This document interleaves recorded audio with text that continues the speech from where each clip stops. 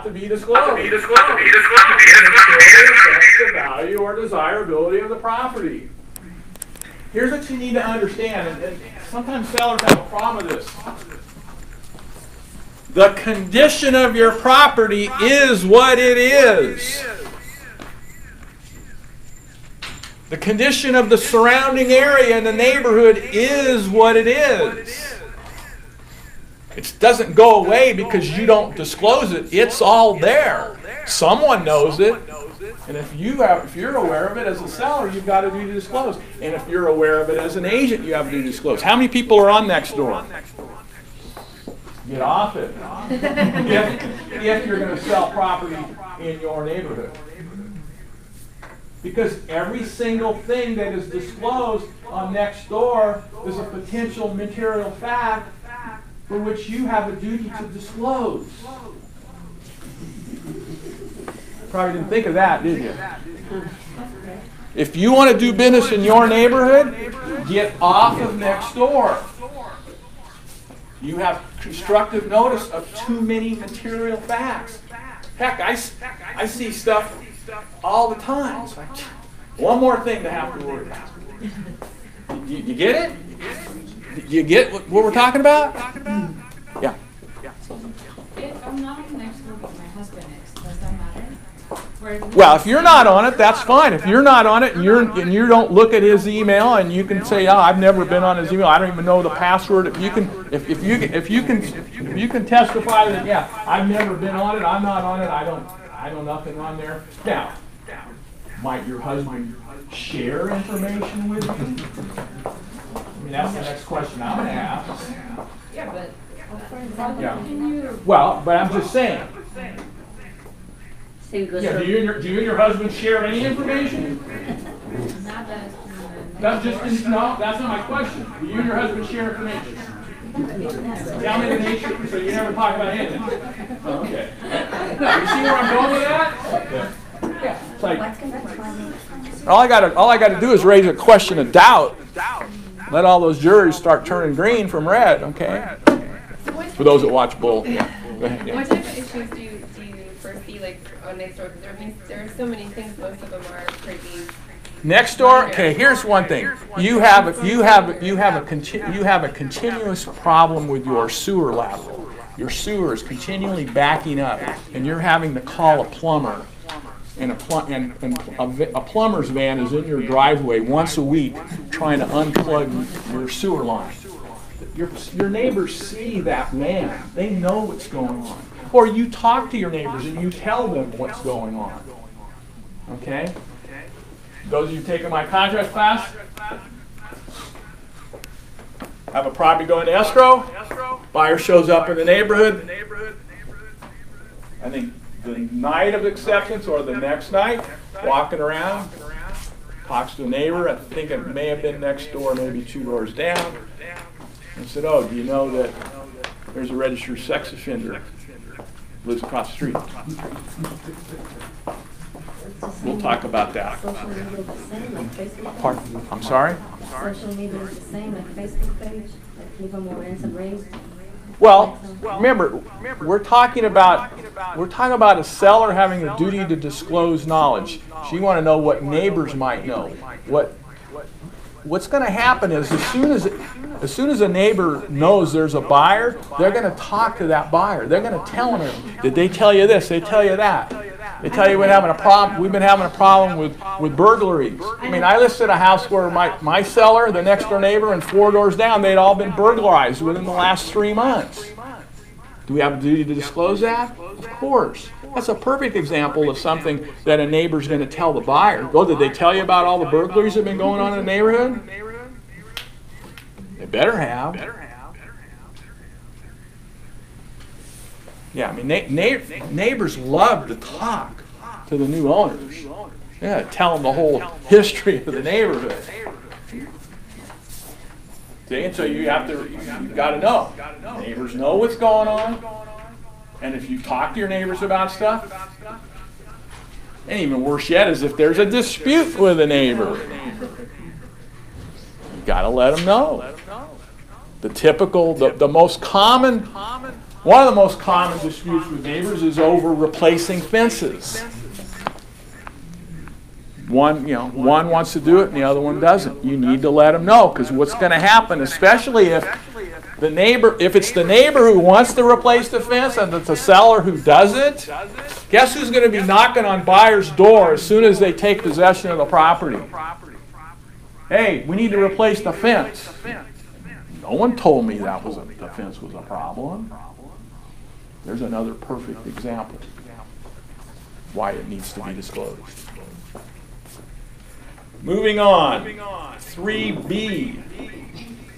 Many questions on the disclosure forms ask you if you are aware of a particular condition, fact, or item.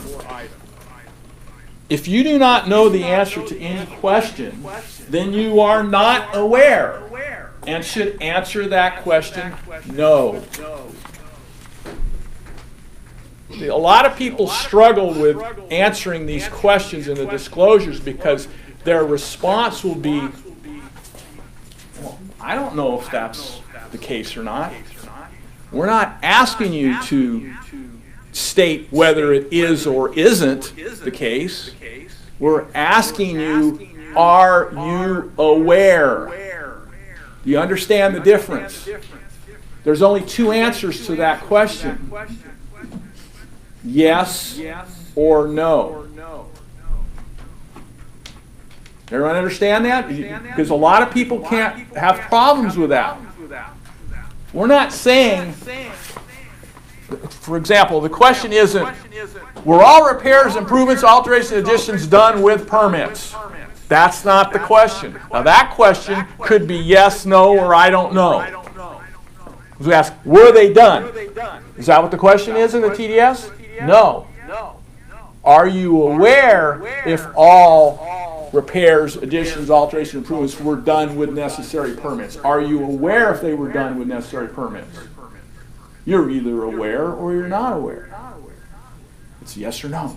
Unknown is not an answer. I don't know is not an answer to those questions. That's what that's telling you. And that's what you need to remind your seller, because I can assure you that if you're trying to help them once they've gone through it all, trying to figure out how to answer questions, they're going to say, well, I don't know that. Well, if you don't know, your answer is no, because you're unaware. But they'll struggle with that. Trust me. And that's why it's so important to have them read this first. And remember, I'm going through highlights. I'm not reading the entire document. So just because I skipped some stuff doesn't mean it's not important. There's just some main points I want to make here. Go to 3C.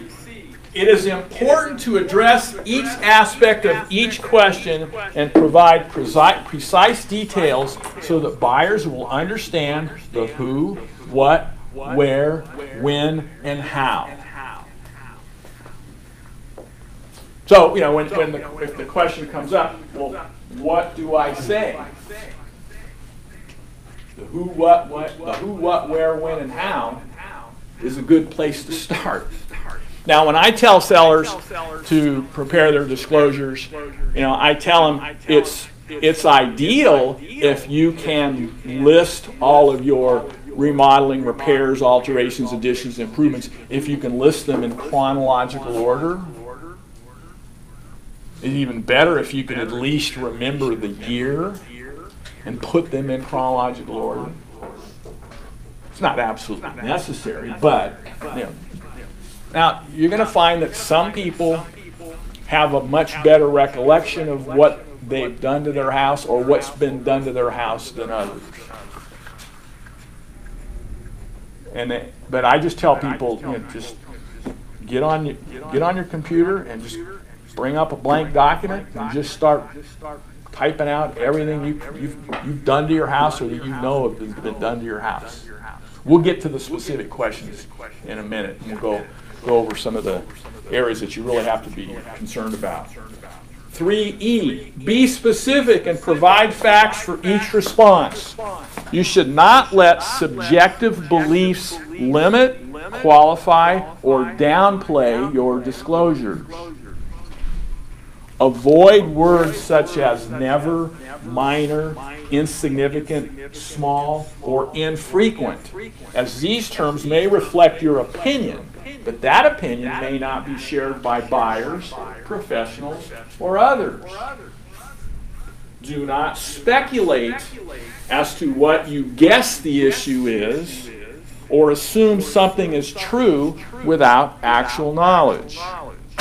State your disclosures only to the extent of what you actually know. Do not use adjectives. This goes to the seller and to you. Do not try to describe anything as far as the size. It's not a tiny crack or a wide crack or a big crack. It's a crack. Okay? You don't put any adjective in front of the crack. You don't try to measure something. Well, it's a half-inch crack. No. You don't. No adjectives. No descriptive words. On your AVID, yeah. On the seller's disclosures and your AVID. You do not put adjectives or descriptive words. None. Got it? Don't use them. No little, big, tiny, small, large, Don't use them. Not at all. 3F. Consider all issues, conditions, or problems that impact your property, even those that are not necessarily on your property, but are related to a neighbor's property, such as shared fences, lot line debates, or exist in the neighborhood, such as noise, smells, disputes with neighbors, or other nuisances. Now, I've seen a lot of disclosures in my day, and I can immediately tell as soon as I start reading disclosures. I can immediately tell how much thought a seller put into completing the documents and how much advice or counsel they were given. And you've all seen it. 99% of it's just all no. There's nothing there. There's just nothing there. They have no perception of what it is they're doing or of the consequences of these documents. They just have they're just not taking it seriously at all. The property's perfect. Yeah, exactly. As an example, so in the Val Vista neighborhood here, there's the smells. They're periodic, it's not constant. What would be a good description on, if you can't use an adjective like periodic or something, occasional. Yeah. Well, you can't put a description. There are smells from the sewage treatment plant or whatever that plant is. And that's all you say. And they've got a settling problem, a major settling problem there too. So the word pungent will not be appropriate. And everybody, everybody has a different sense of smell. So for Val Vista, we say it's like a loose soil area, but you don't say loose soil. What do you say? I would just say they have a soil, like a soil and settling issue. Don't try to. 3G. Even if, this kind of goes with the smell, even if you have learned to live with an issue, condition, or problem, disclose it. There are a lot of people that they live near a dump or something, and they just get used to the smell, and to them they don't think it's material. They don't think they need to disclose it because they've lived with it. They're used to it. Or the nighttime band practices in Pleasanton. Right. Yeah. Just to add to that, in Livermore, when the wineries do their wine things, sometimes there is a smell that goes into certain neighborhoods. There you go. Near winery. How do you describe that? Smell from wineries during harvest. Okay, during harvest. That was my next question. Can you say? If that- you I mean, can't if say that's- periodically, yeah, can you just- say, like, during a certain Yeah, I would- time period? Yeah. Cultural activity? Yeah, I mean, there's a couple of different ways. I think. You could leave it. You could just say smells from vineyards and leave it at that. Okay. During harvest. Yeah. H, even if you believe that an issue, condition, or problem has been repaired, resolved, or stopped, disclose the issue and what has been done, but do not speculate, predict, or guarantee the quality or effectiveness of the repair or resolution. You just simply disclose the repair that was done.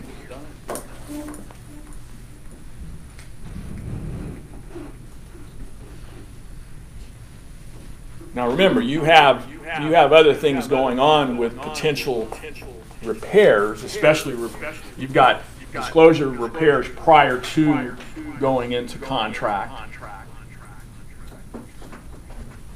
And you have potential of assignability of warranties that may come from work that has been done previously.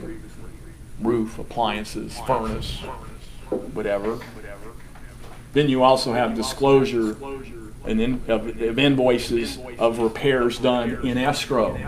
Okay, that's in the contract too. So there are other avenues where you're going to be disclosing things relative to repairs. You might be disclosing a warranty or guarantee that appears in an invoice. Okay, because you've got a duty to disclose that invoice as part of the repairs paragraph in the contract.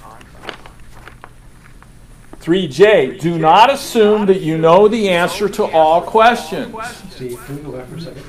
So on that duty to disclose an invoice, you have a plumbing repair that's made, and then the agent has the buyer sign off on the document. Is that sufficient disclosure? Yeah, Yeah. Okay. that's why you give them the document. Okay. Do not assume that you know the answer to all questions. For example, unless you personally obtained or received copies of permits, do not assume that anyone who did work on the property obtained permits. Everyone clear on that? How many times have you had a seller tell you, when you ask them about work that was done, was it done with permits? Oh yeah. You got copies of permits? Yeah, I think I do. And then they go off and they come back with paperwork, and what do they show you? The permit application. And then you flip on the back where it says final, and it's blank. Well, was there, you got to ask them, is this the original job card that was at the site during the work? Or is there another one or does the contract, did the contractor maybe keep the original? It depends on whether they have the job card or not. Quite often, a permit was pulled, but it was never final. Roofers are notorious for that. Water heaters. So it's just, it lots depends on the contractor. Contractors don't like to sit around a house for 3 or 4 hours waiting for an inspector because they're not making any money. I mean, they bill for their time, but they can only bill so much. Yeah. I was in a situation before that. So the house was advertised with the hardwood floors, but during the transaction, we had a repair, and the contractor told us it's a laminate, but it was advertised as. So I told the agent went back to the seller and said, like, oh well, I thought I remembered it hardwood, but no paperwork was provided. So we were in a dispute. We were just arguing about it. Because it was advertised as hardwood, it brought up the value. So we asked credit, but it was just back and forth. Is it a situation like this that the agent just advertises hardwood, but? Well, no, agent, we have strict liability for what we disclose on the MLS. We're liable for any misrepresentation. See, that's a totally different issue than seller disclosure. We're liable for any disclosure that we make, any representation we make on the MLS and advertise or anything. we're liable for that. Now, as a general practice, if you obtain information from the seller to use in your marketing, what you should be doing before you publish it is you should have the seller reviewing what you've prepared and get them to approve what you've prepared, because you've relied on information from them. You want to make sure that you've accurately described what they're telling you. Now, at the same time, we have a duty to be able to identify certain things as being A, B, C, or D as well, and potentially correct the seller if we think the seller's may be incorrect. The whole hardwood laminate floor is an evolving industry, and so certain names have taken on, have become like generic names, and they're not really accurate names for what is there. I mean, a lot of people are calling, engineered floors hardwood floors, or even laminate floors hardwood floors. They're not hardwood. They're not hardwood floors in the strict sense of the term. So you have that whole arena is there's a lot of confusion there. Okay, because there's so many different types of flooring, so you really have to be careful.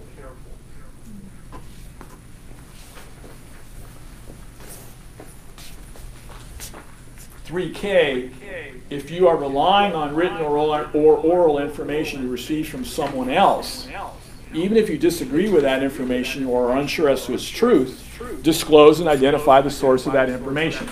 Again, attribute and disclaim. The neighbor might be completely wacko, but you still got it. You can't ignore it. You got to disclose it. You attribute to the neighbor, and you say that you haven't verified it. Because I can assure you that neighbor is going to show up at their door within 24 or 48 hours of closing escrow and going to tell them all that stuff. You say according to the neighbor, and then state whatever the neighbor said. I have not verified this information. That's it. You attribute and disclaim. You attribute the comment, the fact, the statement, whatever it may be. You attribute it to the person who told you, and then you state that you have not verified it. That's your disclosure, and it puts the burden on the buyer to do any further verification that they may want to verify as to the truth or veracity of what has been told. Steve, you want to relate that for everybody to the idea of the square foot on a house that you're listing for sale? Well, on square footage, when you input a listing, you're asked to indicate the source of the square footage. So, in many cases, we rely on the tax profile, which is referred to as the public record. You may have a situation where the house is larger than what the tax profile says. For one reason or another, it hasn't been updated. The final permit for a room addition didn't get submitted to the assessor's office, and so it still shows the original square footage. But if it was in fact done with permits, then it is considered part of the gross living area. And you may have a more recent appraisal of the property that shows that new square footage. So you could take the number from the appraisal, and then under source you put appraisal. You could have, you or someone else could measure the property and come up with a dimension. And then if you've done that, you put in there measured. And you can, if you have challenges with the square footage of a property, the tax profile is incorrect, you can pay somebody to measure the property for you. You could pay an appraiser to do that. If you've really got it. Interestingly, 30 years ago, we were taught as part of our Bay East Association orientation, we were taught how to measure a house. And we did measure houses. Then over time, with all the escalating lawsuits over everything under the sun, we just got away from it because it was just one more thing that we were exposing ourselves to. A single-story house is pretty easy to measure. 2 stories get a little bit problematic, but single story is really not that hard. I keep 100-foot tape with me wherever I go because I had one where the seller swore his house was, I think he said it was about 1,500 square feet. You know, and I just, after you do this a while and you walk in houses, you can just kind of feel the size. And it had an addition to it. I'm going, this doesn't feel like 1,500. Let's go. So let's measure it. You got time to help me? Okay. So I go out and get my tape, my clipboard. I say, all right, you hold it. And I'm in a suit, and he's got bushes all around the property and everything. And so, he's helping me. In fact, I'm letting him read the dimensions. I'm holding the fern and said, you take down, you tell me what the dimension is. So we're going through and I'm graphing all out. I said, all right, this is before computers, guys. We didn't have any of that stuff. And so I said, all right, when I come back with my market analysis to do my presentation, I'll have it all figured out for you. And he even this was back in the day where we had real estate MLS books. And all we had for a property was about a 3x4 black and white picture and description of the property. I still have the book in my office. That's all we had. Nothing else. And he still had a copy of that from when he bought the house. And that's what it said. It said, I forget whatever the number was, that's what it says. This house is good. This house was about 400 square feet smaller than what he thought it was. I totally burst his bubble. He was pissed because he had overpaid for the property, but it was so long, the statute of limitations had run, there was nothing he could do about it. And I felt bad. I said, but hey, don't shoot the messenger. The size of your house is what it is. Okay? You were with me. I checked the measurements. These are the measurements. Now remember, gross living area doesn't include the garage. You take your measurements, and then you have to measure the garage separately. Do your total and back out the garage. And you might have to brush up on some geometry from high school, but that's what you do. That answer the question? Okay. Can you measure the exterior or interior? Exterior dimensions. Yeah. I'm old school. I know how to do it, and I'm willing to stand behind my measurements. But just hire. If you've got an issue, hire somebody. Hire an expert to do it. Two stories get trickier because you've got stairwells and you can't double up on the stairwell. Yeah, and so there's some tricky calculations on stairwells and landings and stuff like that. All right. Paragraph 4, dealing with completing specific types. And this is good stuff. It's like some of the stuff I thought, I know that, but I'd never seen it in writing. So it talks about the TDS. TDS includes question 16 and section 2C, which refers to various code sections which are part of the law concerning construction defects that is widely known as SB 800 or Title 7. This law applies to residential real property built by a builder and sold for the first time on or after January 1, 2003. You've got your TDS. Flip to the TDS.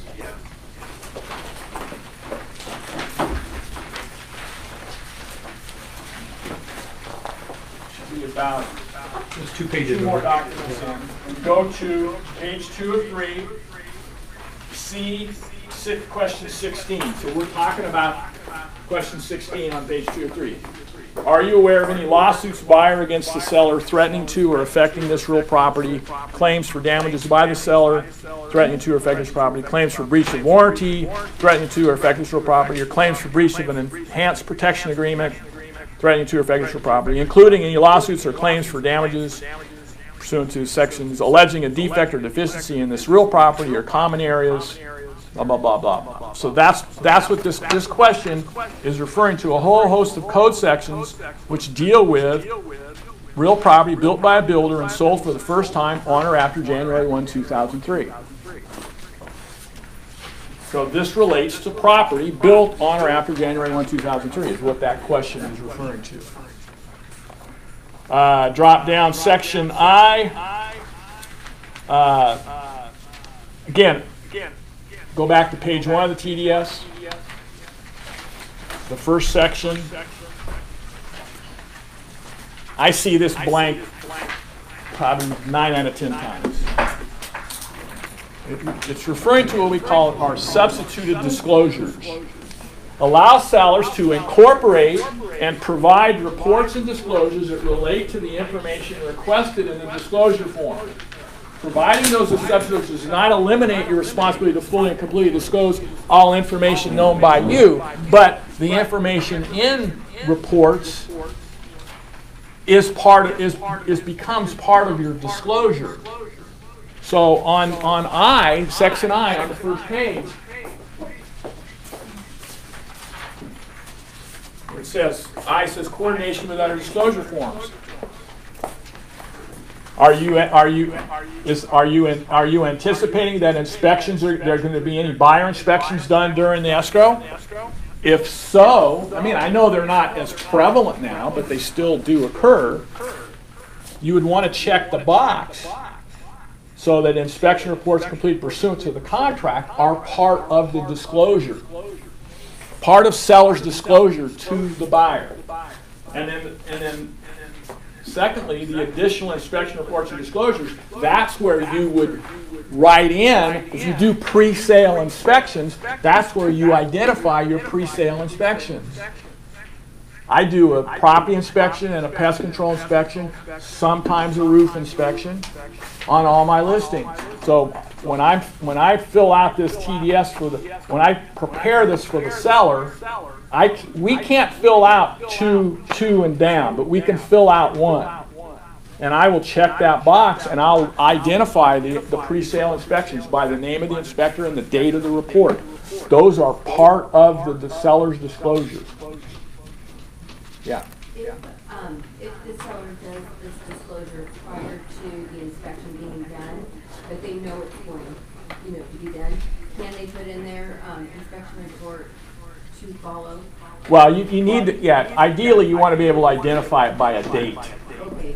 Now here's the thing, in that scenario there, you really need to amend your disclosure because now, see that's the problem. I don't recommend, if you're going to do pre-sale inspections, I know you guys out here are you're like 50-50. Okay? You guys you're missing the boat. Okay? You need to do them on every one. I do not list anything without pre-sale inspections. I do not want to deal with inspection reports 2 weeks into an escrow, especially now with the market having shifted. I want the buyers to know what as is is. I got a property coming on the market on Keller Road in Sonoma with a $71,000 pest control inspection report. Now, how would that deal go if I didn't do that inspection? I listed it at an unreasonably high price. You bring me a buyer, we get in escrow, you go do a pest control inspection, and it comes back $71,000. Huh? What's going to happen to that deal? Bye-bye. Might die? Who knows? Now, with a $71,000 pest control report, I now have all the information I need to properly price the property. Right?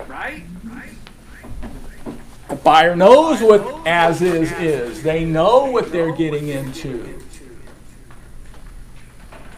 Stop being eternal optimists. Because that's what we generally are in this business. We think everything's going to work out just fine.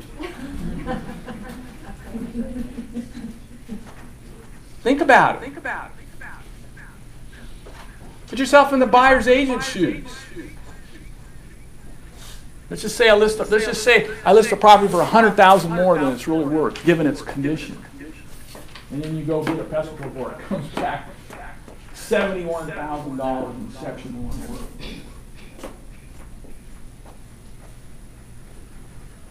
Not going to be a fun next 3 to 5 days, okay?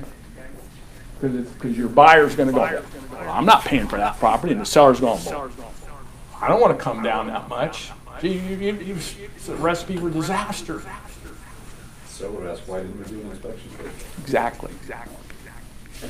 I've already got my seller knows what to expect for that property because we know what it's going to take. It's already been factored in. And a question, if we do the inspection on all of them, do we still check this box to allow the buyer to do their own? Well, remember, this is a disclosure. This has nothing to do with the contract. It all depends on whether the buyer has an investigation contingency in their contract. If they have an investigation contingency, they have the right to do whatever they want to do, even though you already have them. Bottom line is you need to use good, reputable inspectors that most people know in the industry. Don't just go find the cheapest guy online working out of his truck. May not be there 3 months from now when all hell breaks loose over the property. Use people that most of us use on a regular, consistent basis that have been around a long time. I've been using the same pest control company for almost 30 years. That's how old the company is. What's the name of it? Omega Termite. Second generation runs the company. You guys are big East Valley. And East Valley's a good company. Okay, East Valley's a popular one. There are other companies that are good too. You get to know good ones from their reports, how well their reports are written. Some of them are terrible, just absolutely terrible. Got no backbone at all. All they'll do is put everything over under further inspection. They won't identify anything as 1 or 2. I go, come on. What did I pay you for? I said I could have did that inspection.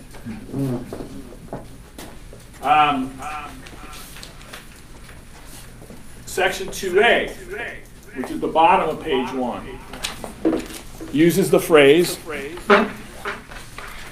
items are not in operating condition. That's not defined. Consider whether the checked appliances, fixtures, and items fully function as if they were new, and if not, disclose any issues, limitations, or problems. So that's what it's saying. When we say not in operating condition, consider whether they fully function as if they were new. On page 1, well, we're on the disclosure information advisory, but we're on page 1 of the TDS. All the items 2A. Yeah, that whole section there where you check, are any of the above not, it asks, are any of the above not in operating condition? So again, what you consider is, do they fully function as if they were new? If they don't fully function as if they were new, they are not in operating condition. So State what doesn't work. So if you have a bathroom exhaust fan that rattles and makes a lot of noise. Is that how it was when it was new? No. So that's it. Does it operate as if it was new? If the answer is no, then you've got to check no and describe how that operates.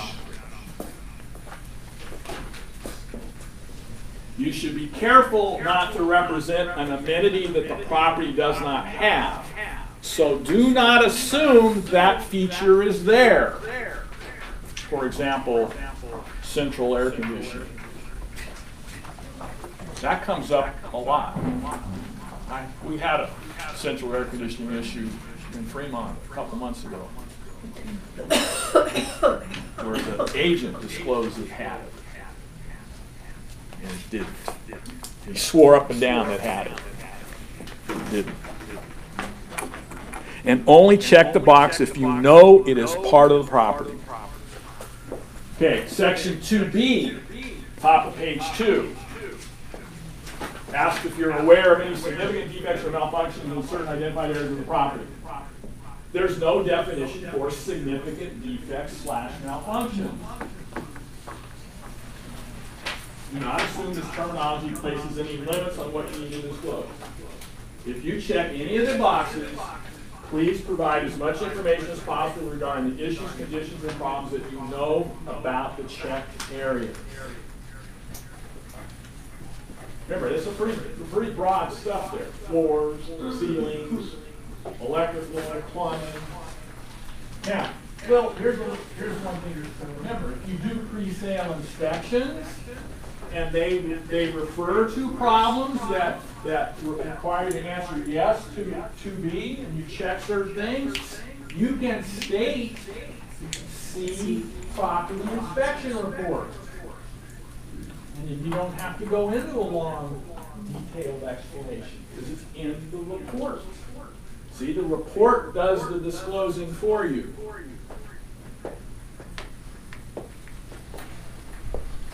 To C, that's the 16 question. If you respond yes to any question, you should provide as much information as possible about the issue.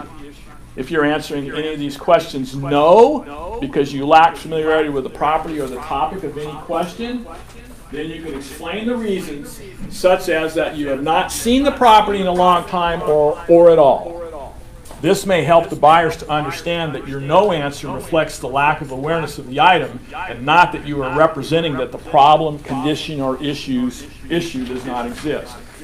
A lot of questions will come up with the investor, the absentee owner, and it'll always be, I don't live there. I haven't seen the house in 20 years. I don't know. That's not what we're asking you. Whether you lived in the house or not is irrelevant. We're asking you, are you aware? Understand? Understand the difference there? Because I hear that all the time. Oh, they can't answer this because they never lived in the house. I don't care. Did they ever repair anything? If they're a landlord, I'm sure they repaired something along the way. Did they ever repair anything? What was the other thing that's always forgotten is what was the condition of the property as disclosed to you when you bought it? Remember, disclosure isn't limited to the period of time during which they own the property. It's what are they aware of with respect to the entire history of the property during their lifetime. Think about if you're the child and you're selling parents' house. You don't live there now, but you lived there at some point in time, possibly. There may be things you know about your parents' house that are material facts. Even though you don't live there, maybe you haven't lived there for 30 years, but you still know things about their house. Especially if you got intimately involved with helping them through the later years of their life and knowing what they repaired and what they didn't repair and so forth. You have knowledge of those material facts which you need to disclose.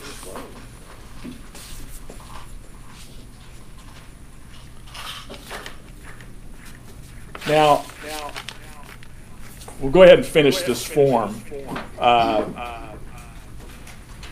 Talks about exempt seller disclosure, and it says, pay particular attention to the catch-all question, which is that question we talked about, 5A10,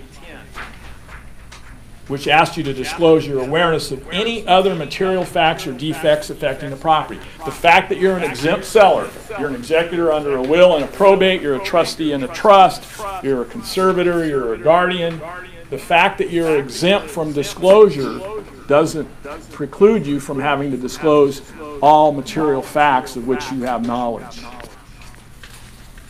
You don't have to do the transfer disclosure statement. You don't have to do the seller property questionnaire, but you still have to disclose all material facts of which you are aware. And then some final recommendations.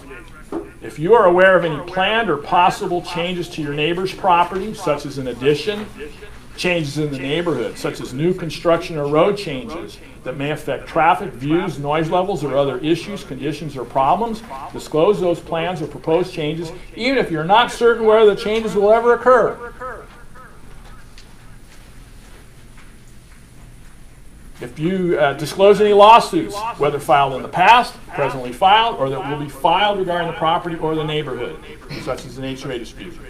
If any disclosure that you have made becomes inadequate, incomplete, inaccurate, or changes over time, including right up until the close of escrow, you should update and correct your disclosure forms in a timely fashion. Again, that's where you would get an addendum form and then do an addendum to whatever document you're updating, be it seller updating TDS, seller updating SPQ, you updating your AVID. And then here's the best comment at all, the very last phrase. While limited exceptions may exist, such as questions that may impact fair housing and discrimination laws, generally speaking, when in doubt, the best answer to the question, do I need to disclose, is almost always yes. Disclose it. The mere fact that you raised the question tells you that it's something that needs to be disclosed to the buyer. Make sense? All right.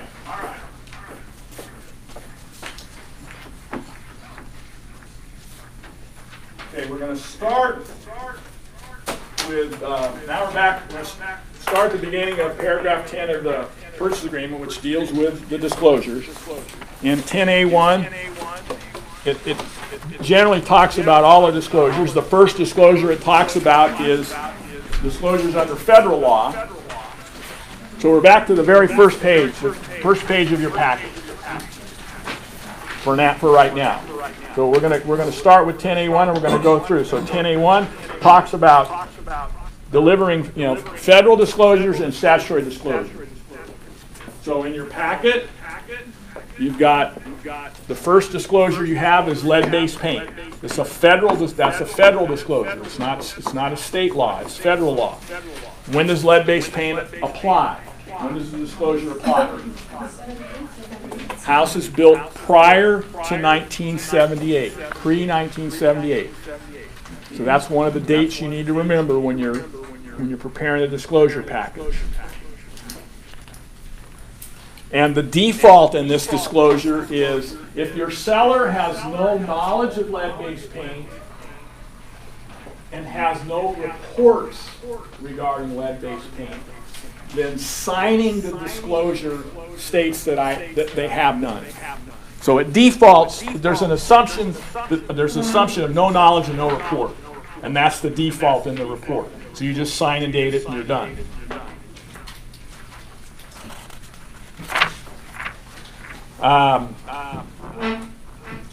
Now it talks about federal lead-based paint disclosure and pamphlet. Okay, what we're talking about is we used to have separate pamphlets for everything. We now have what's called a homeowner's combined information guide. So there's one whole file or PDF, and all your different providers have them. And it includes all of the pamphlets and booklets that are called out in the contract. So that includes environmental. Now in the environmental, that includes mold. Bless you. So the environmental portion also has mold, or what's referred to as, and I don't like the use of the word, but they refer to it as toxic mold. Not all mold's toxic, but that's, for whatever reason, it's been described as that. So you've got your environmental hazard, you have your protect your family from lead in your home. That's the lead pamphlet that they're talking about under 10A1. And then you have your homeowner's guide to earthquake safety. That's what's referred to down in 10B. Deliver to buyer earthquake guide. Again, that's part of this overall pamphlet. And then you have your HERS. What is your home energy rating? That's another guide. It's not technically a requirement, but it is something that should be disclosed. It's dealing with the biggest area you got to be dealing with FERS ratings has to do with what's called Title 24 and making sure that that if you're going to do a furnace replacement, all of the existing ductwork has to satisfy Title 24, otherwise it needs to be replaced. So always remember, if you've got an issue with furnace replacement, depending on the age of the house, your cost may be more than just the furnace. You may end up having to replace all of the ductwork as well. So you could have a job that could go from, say, 10,000 to 17,000 to 20,000. It could almost double, depending on the size of the house and how many floors it has and where the ductwork's all going. Okay. And then I'm not even getting into the possibility that there's asbestos insulating the ductwork. Now there, generally speaking, if you're dealing with a pre-World War II house, then you may have a potential of ductwork that's insulated with asbestos.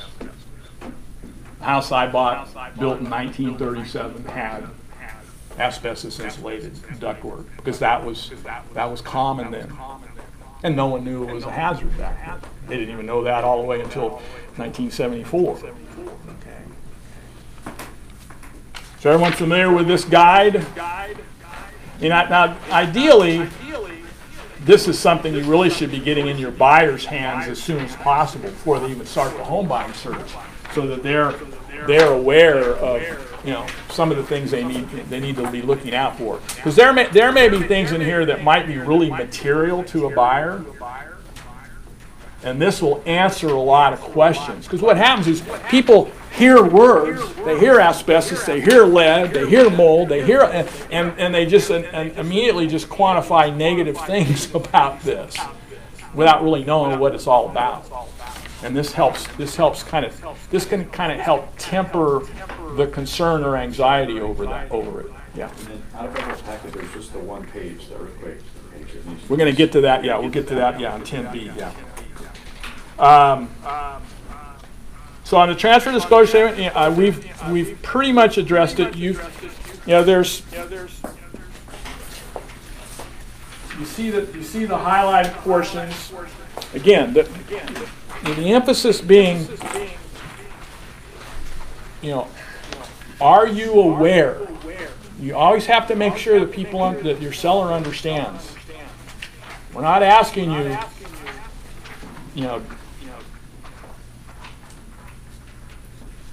have there been room additions, structural modifications, or other alterations or repairs made without necessary permits? We're not asking them that question. We're asking, are you aware if there have been any?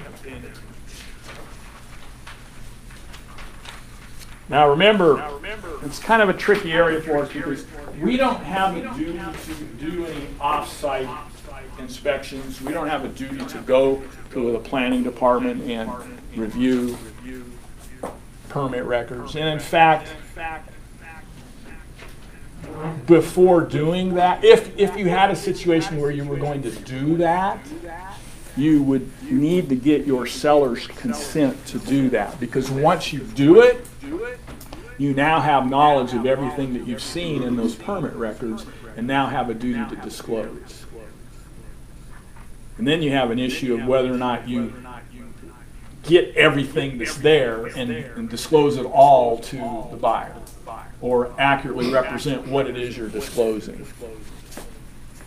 That's why the law says we don't have a duty to do anything. It's up to the buyer to investigate themselves during their investigation with respect to permits.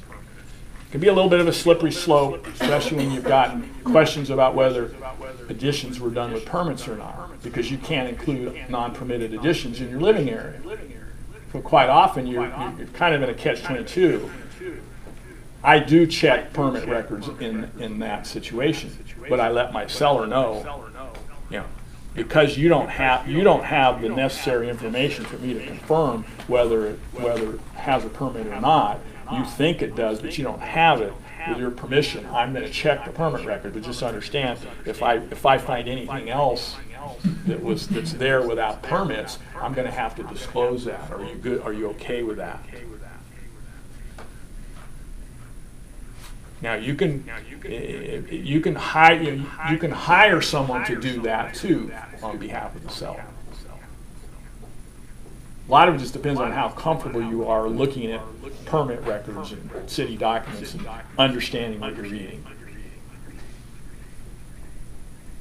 If you understand English, you can usually, the permit is usually pretty clear whether it's been final or not. There's a section where it says final, and it's either going to have initials and a date, or it's going to be blank. And quite often what you'll find in a permit record is they're good for 6 months. And if you apply for a permit and there's no activity on the permit, quite often your seller will get a letter in the mail, which will then be posted online, notifying that the permit has expired. If you want to renew it, you got to come in and pay a fee to renew it. There's your trigger right there as to whether or not the work was done with permits. Because they probably got, if the city was on top of it, they got a letter telling them that the permit expired. Well, if the permit expired, that means you didn't get a permit. Because what's confusing for sellers is they think that initial permit application, they think that's the permit. That's just the application. It shows when it was issued. Doesn't necessarily mean it was final. Any questions on that? Everybody understand what I'm talking about with that issue?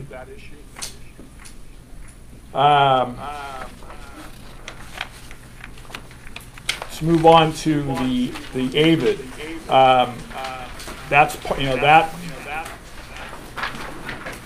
part of the. If there's a transfer disclosure statement, the AVID's part of the transfer disclosure statement. And on paragraph 3 of 3, under agent's inspection disclosure, you would check the box, say, see attached agent visual inspection disclosure. And then you would fill that out. You wouldn't write anything in under section 3. You just check the box and then refer to the 3-page AVID form.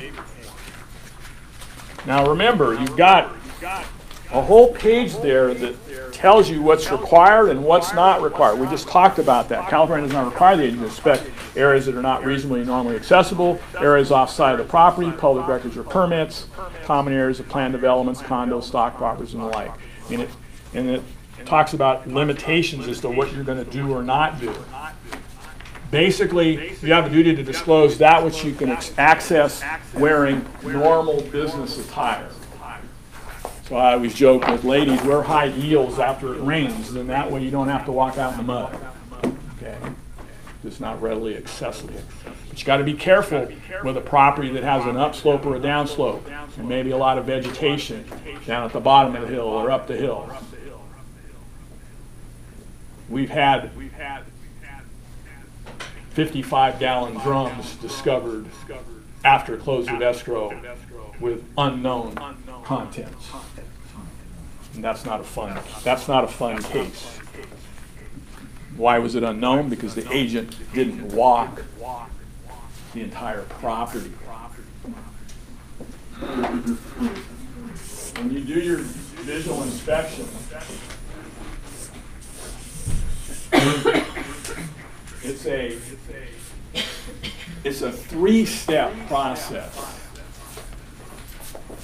Step 1 is you walk the entire perimeter of the property. If you've got a big lot, you got the house here, but you've got a big lot and it goes downhill and there's trees and bushes and everything, you've got a duty to walk that as much as is accessible wearing normal business attire. Because you're looking for 55-gallon drums of unknown contents or septic tanks or wells or whatever might be out there. Or graveyards. Or graveyards. Okay? So don't just ignore the South 40. Okay? You got a big property. You got a property on a big lot. You got a lot to check. Assuming it's accessible. Then you go around the outside of the house. Step 2. And step 3 is you now go in the front door and go through each room.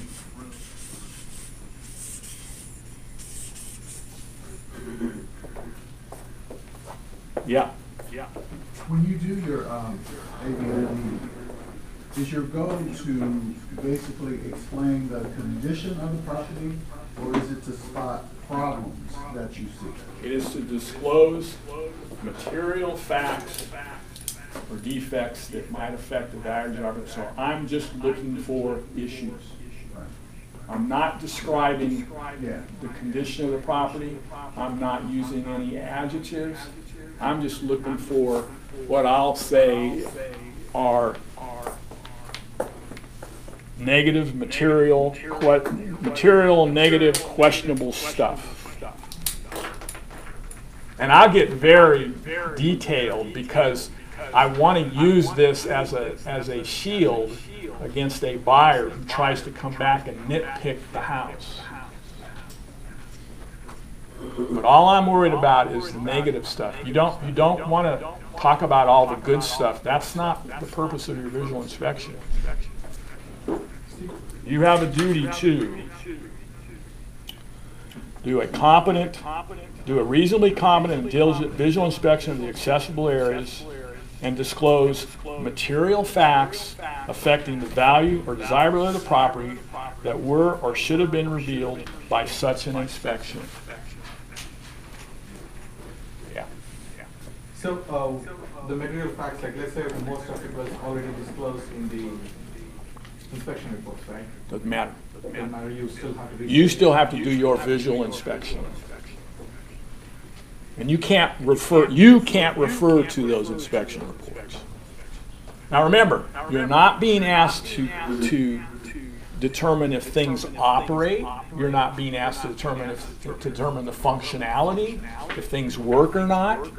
It's visual only.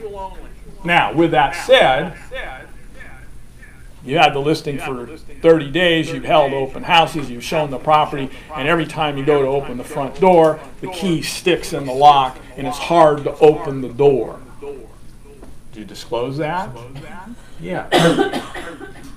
Because you just learned that by virtue of trying to open the door all the time. But you didn't have a duty to go around and check every lock and make sure it opens. You don't have a duty to check. That's what the inspections are for. Yours is just a visual inspection. But anything that you learn or discover during the course of showing and marketing the property, you've got a duty to disclose that. Yeah. So one of the things that we have is we have E&O coverage. One of the requirements of the E&O coverage is that you do an add on the property. Even vacant land. Why? Because somebody could dump on that land. There could be, you have to go to the land and you have to walk it just like Steve described here and make sure there's no hazards out there. So the average is critically important to your E&O coverage. If you don't do an average on that transaction, you don't have coverage. But the company does require it. Yeah, I had a vacant lot in escrow. Sold it to Bart, and I doing my rounds of my listings, and I drive by the property one day, and it's like a little over 2 acre lot. And out in the middle of the lot, I see a 55-gallon drum. Oh no, I'm freaked out. I'm thinking someone opened the gate and dropped the drum, in the middle of the lot. And so I open the gate and I drive over to it. And they didn't tell me Bart had come and done some soil testing, and all the soil from the testing was put in a drum and was left there to be picked up. But they didn't tell me. I didn't represent Bart. They didn't tell me what they were doing, and so initially I freaked out when I saw that. Like, oh no, now I got to deal with a drum that I don't know what's in it. But it all worked out all right. So on the AVID, And I'd like to say it's pretty self-explanatory. You put the inspection date, the time, put the weather conditions, is it sunny and clear, is it raining, are there any other people present? Sometimes I'll do my AVID while my inspectors are doing their inspections. Just depends. A lot of times I may pick a quiet open house to maybe do it, depending on the property. Depends on my schedule. Again, you just go through each room and identify. You're just, and I don't, please, do not say anything, oh yeah, the property looks like it's in good condition, buyer's advised to conduct and inspect. No, you do not put that in your AVIDs. You're going to look like a fool on the stand if you do that. Okay? And I see some pretty crazy AVIDs. These AVIDs have no clue what they're doing.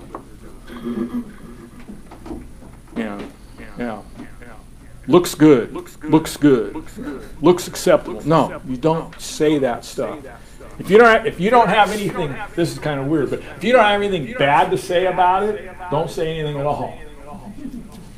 What about nothing tonight? Just don't. You can just put none. You can put none. You can put none. None. Yeah, you can put none under that.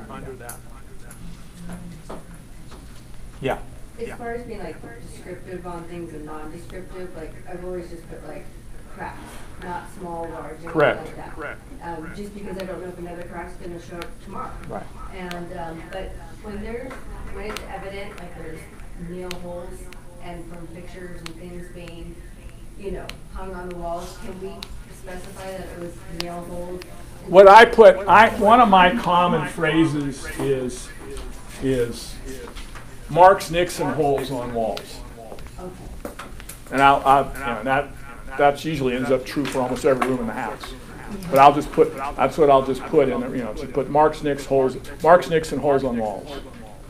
Assuming that there are marks, nicks, and nail holes on the walls. That's what I'll typically put to cover that. Okay.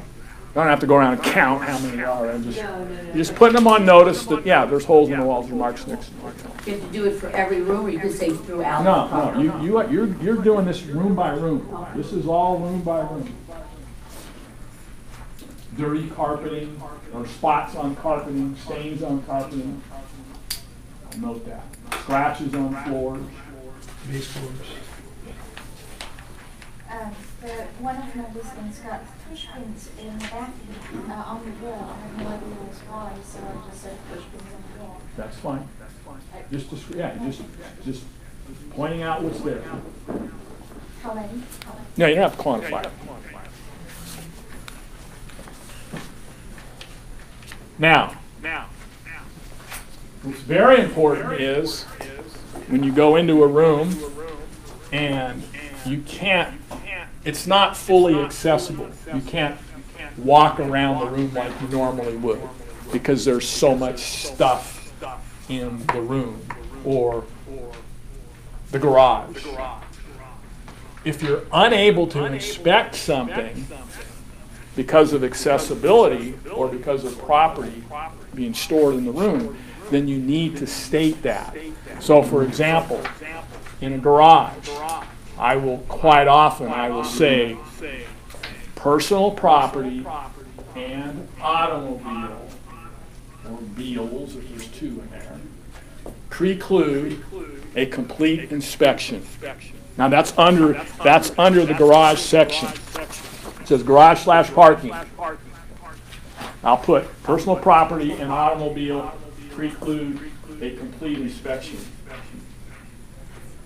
Now I've covered myself if I'm not able to. Personal property and automobile preclude a complete inspection. And that's under garage. So I don't have to say of the garage because I put it under garage. Okay? I once sold a house. The seller was a collected wine.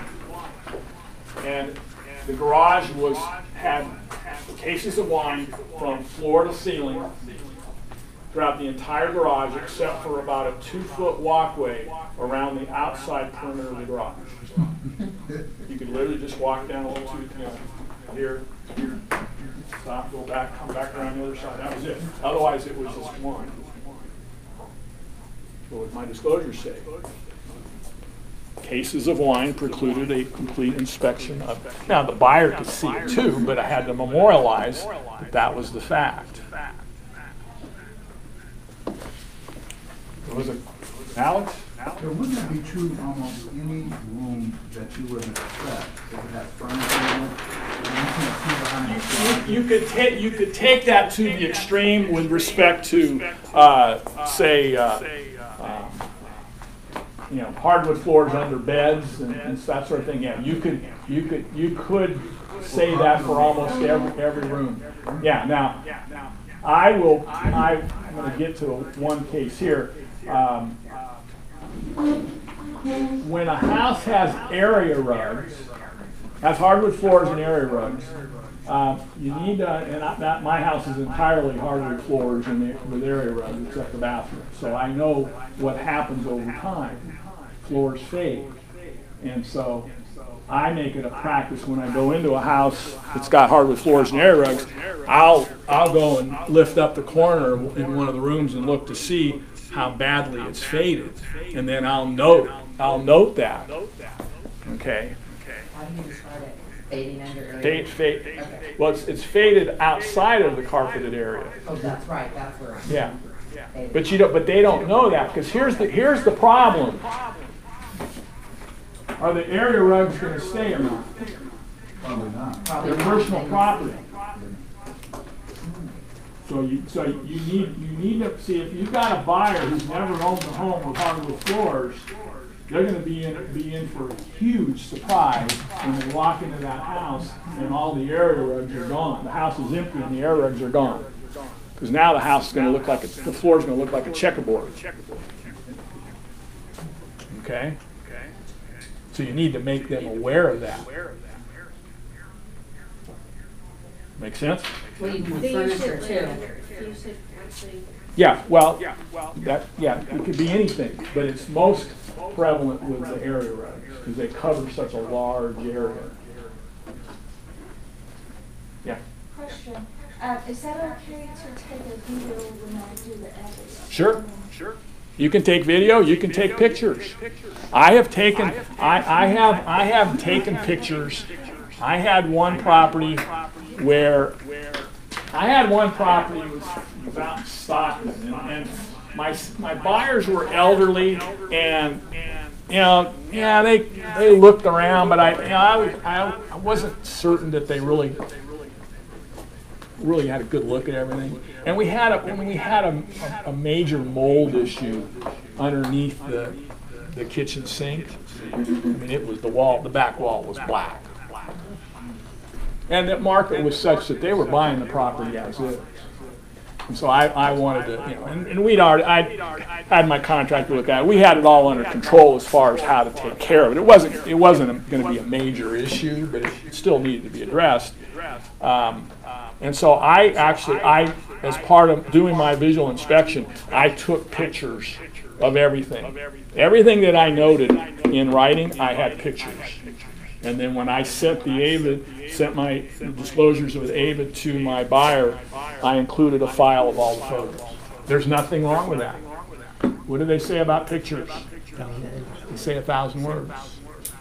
So see, sometimes if you've got something that maybe you're having a problem trying to figure out how to disclose it in writing, the picture can help immensely.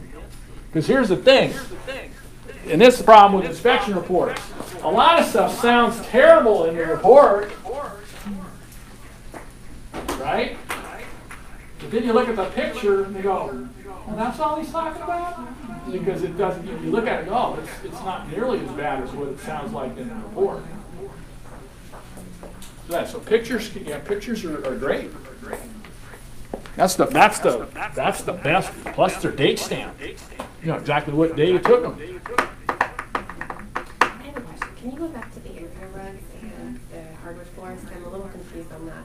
So would you recommend that you always look under a rug when you go through the rooms? Because some of them will have furniture on them, right? Yeah, what I do is I just look up, all you gotta do is lift up a corner. And you can see the fading, and you can see that it's not the same color. So you would just say fading? Yeah, I just say floors of faded floors around the area rug in, if I'm in the dining room, faded floors around the area rug. Boom. See, I'm putting them on notice of that. How do you disclose the mold issue? I'm listening about the back shed has a mold in there. I have not seen the person who did cleaning out in it. He actually wrote in the email told me that the back shed had it. Okay, so what did we say about attribute and disclaim? According to whoever, there is mold on the wall in the back shed. So should I? I have not verified that. Should I tape the door so people don't go into the room because of that? Wouldn't be a bad idea.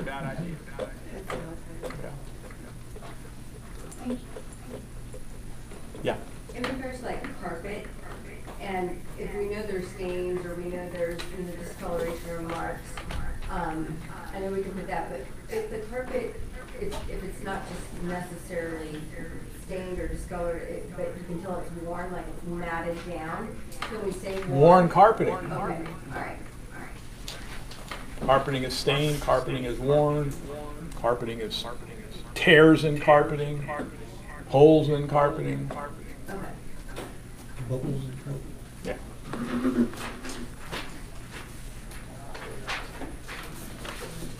Where was I going with this? Oh,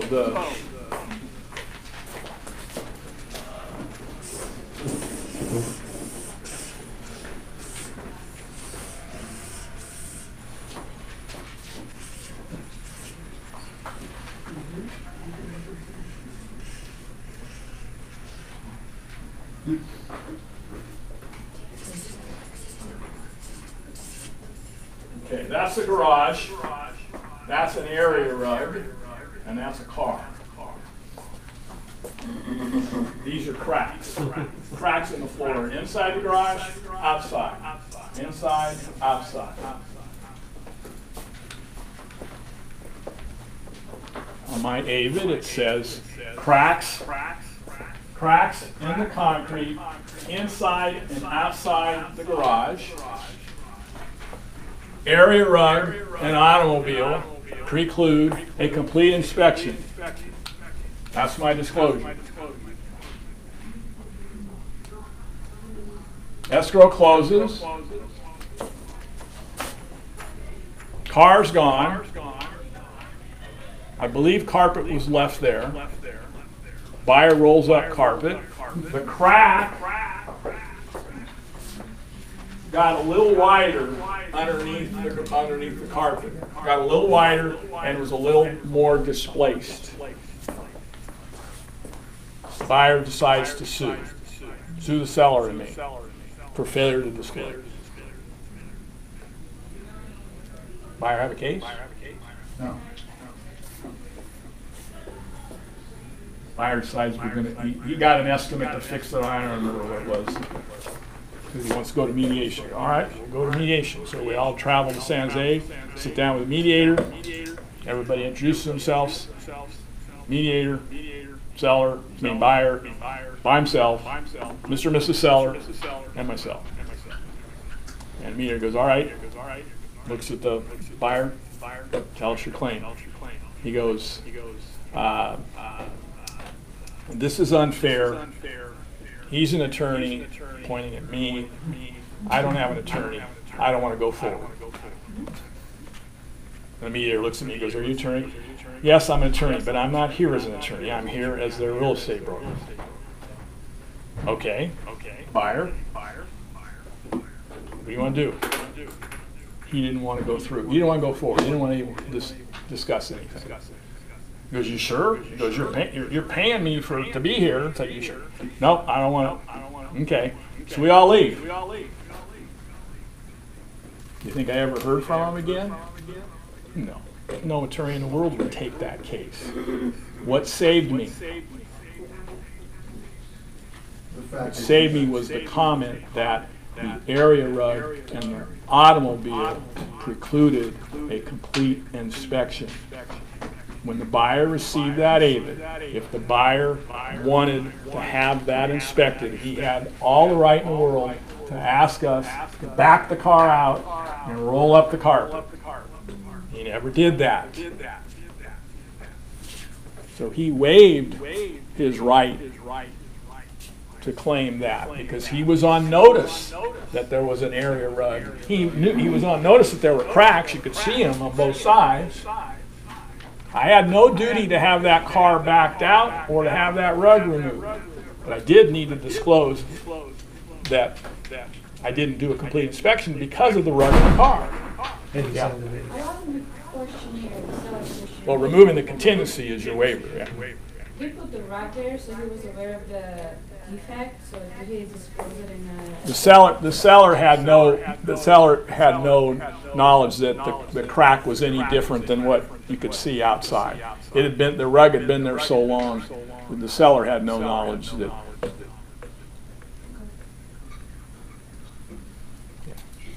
He was mainly trying to get at me because of our E&O. Yeah. We never went to E&O. It never got to E&O. Did the buyer's agent tell him, ask him to take the car away and slip under? The buyer, if you could look at it one of two ways. As a buyer, I could make a claim against my buyer's agent. You should have advised me or recommended that I request that be removed. If you look at it one way as a buyer's agent, you get this. You should say, hey, Mr. and Mrs. Buyer, you notice that we've got cracks on both sides, and we don't know what the condition is underneath that rug. Is that of a concern of yours? And if it is, we need to ask to inspect underneath the rug. Would have been no big deal. Back the car out, roll up the rug. No, perfectly acceptable within the investigation contingency. Buyer never did that. But wouldn't you likely just tell them, if you were the agent, that was your client, and you're representing the buyer, wouldn't you just likely say, hey, we need to back that car up? Yeah, if you're going over the disclosures and you see these cracks, yeah. I hate to use the word common sense, but it's almost common sense would be, hey, if you have a concern about these cracks and whether or not it's worse under there, we need to ask to have that car backed out and then roll up the rug to see what it looks like underneath. Yeah. What happens if it's a strictly as is sale? As buyers Doesn't matter. As is has nothing to do with disclosure. As long as there's a disclosures contingency or an investigation contingency, the buyer has the right. And even remember, under our contract, even after the contingency has been removed, the buyer, by default, the buyer still has 17 days to investigate the property. But buyer doesn't have any recourse if they've already removed the contingencies unless they can prove seller had knowledge and failed to disclose. So you got to remember, liability all hinges on sellers being aware and failing to disclose. It's not strict liability. And that's the problem we have in our industry is buyers find these problems and they run to their agent and they go, oh yeah, seller's liable to that because they didn't disclose it. No, it doesn't work that way. You got to be able to prove that the seller was aware of it prior to close of escrow and failed to disclose. If you can't prove that, just because the problem is there doesn't mean the seller knows about it. This is a perfect example.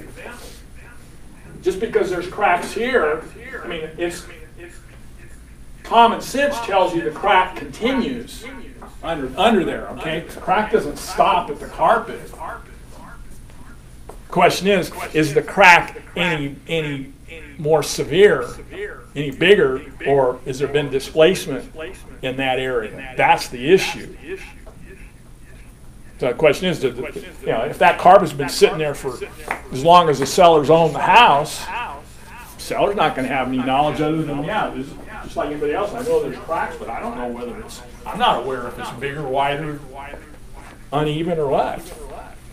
Can we do the same for like, cabinetry in the garage? Like a lot of times if there's cracks and there's cabinets, built-in cabinets, can we also state the same thing for the built-in cabinets that are in the garage? Say what? That there's built-in cabinets? That there's built-in cabinets and we're not able to. Sure, that you can't inspect the walls. Yeah, built-in cabinets preclude, built-in cabinets preclude a complete inspection of the garage because you can't see the garage walls. And also, those cabinets might go to the floor, so then the inspector can't Right. inspect the perimeter of the floor where we might typically see it. Right, exactly. Yeah. Yeah. So question regarding my Airbnb already mentioned microwave filter is good. So seller got the rent back. After rent back, I got a care from the filter is gone because the seller said, oh, filter never be the seller is the first homeowner. And I said, no, on my report, I mentioned the filter is dirty. Right now, the filter is gone. So can buyer ask the seller to buy the filter? Well, what did you disclose the filter was dirty? Yeah, Yes. microwave filter is dirty. Okay, and was there a filter there? When after rent back, the buyer got the key, microwave filter is totally gone. The seller threw away. Oh, so the seller removed the dirty filter. Yes. Well,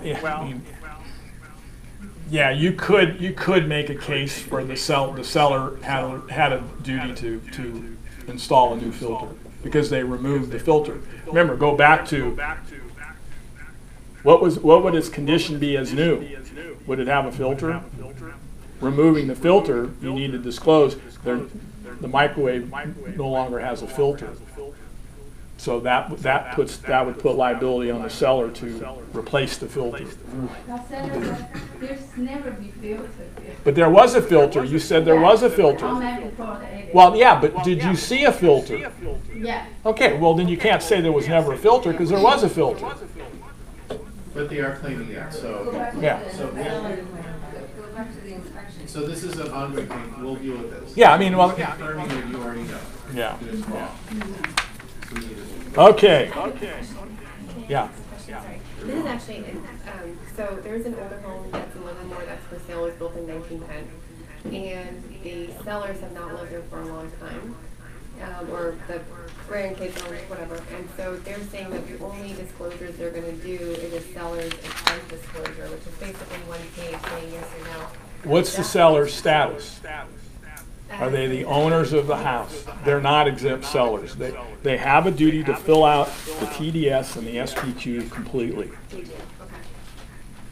An exempt seller is a seller who is an executor where if there's a will and they're the executor, they're exempt, or if there's no will, then they're the administrator, or there's a trust and they are the successor trustee to the deceased owners of the property, or they're a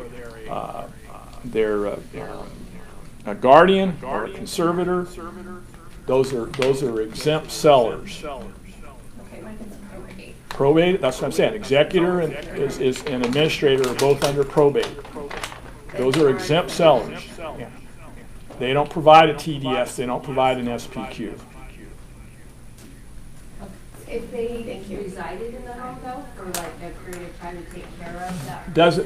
The residing has nothing to do with it. Residing goes to the knowledge of material facts. Okay? While we're on, let's just skip to the exempt seller disclosure. Go in about after the AVID, after the SPQ, after the water conserving plumbing fixtures and carbon monoxide notice.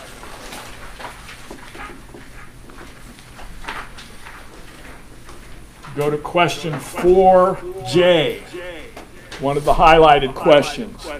That's the catch-all phrase for the exempt seller.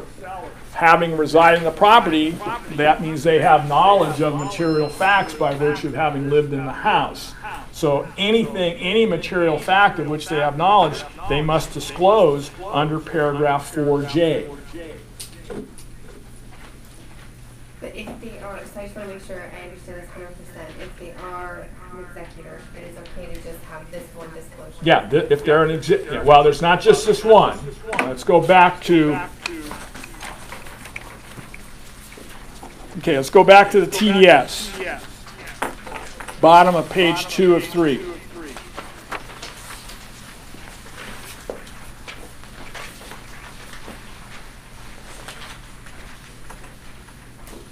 Paragraphs D1 and 2 at the bottom, all the way at the bottom of page 2 of 3 of the transfer disclosure statement. Everybody there? That's where your smoke alarm, smoke detector compliance, and water heater compliance exist. You don't, D1 and 2, page 2 of 3. D1 is your smoke detector compliance. D2 is your water heater compliance. Meaning you don't need a separate water heater and smoke detector statement of compliance when you use the TDS.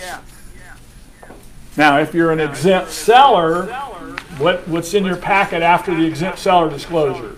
The water heater and smoke detector statement of compliance, because you have to provide that for an exempt seller because you're not using the TDS. Remember, with an exempt seller, you don't use the TDS and you don't use the SPQ. Neither one apply to the exempt seller. But you still have to provide smoke alarm and water heater statement of compliance. So with an exempt seller disclosure, you still have to provide this document, the water heater smoke detector statement. And you, although not technically required, not legally required, we require and recommend the water conserving plumbing fixture and carbon monoxide detector notice.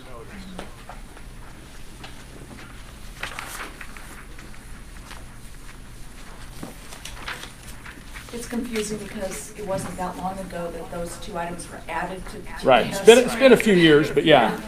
You don't need the water heater smoke detector statement compliance with the TDS. We've eliminated the need for this page because it's incorporated in the TDS. But when it's an exempt seller, you need to use it because you don't have a TDS form. And with an exempt seller disclosure, you still do your AVID. So you have an ESD form, you have your AVID form, you have your water heater. Pre-78, you have your lead-based paint, because that's a federal law. Question, Steve. Yeah. On the exempt seller, so I thought for sure it had to have the SPQ. No. So it's just the exempt seller disclosure is the only, it's with the other. With the other, yeah. Remember, it says, what did I do with My form.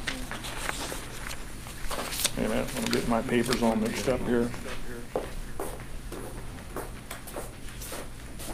What did I do with what's in here? It's in this packet And while somewhere Steve here. is locating that, in command, there is now a special loop for probate sales, and so it reflects this updated disclosure list. So in answer to Alex's question, you go to 10, go to your very first page 4 of the purchase agreement, first page of your packet, paragraph 10A4. Within the time specified in paragraph 14A, seller, unless exempt from the obligation to provide a DDS, shall complete and provide buyer with a seller property questionnaire. If seller is not required to provide a TDS, seller shall complete and provide buyer with an exempt seller disclosure. So remember, the SPQ is only when the seller is not exempt, when they're doing a TDS. If the seller is not required to provide a TDS, then the seller completes the exempt seller disclosure. But you don't stop there. You got that water heater statement of compliance. You still could have lead-based paint with pre-78.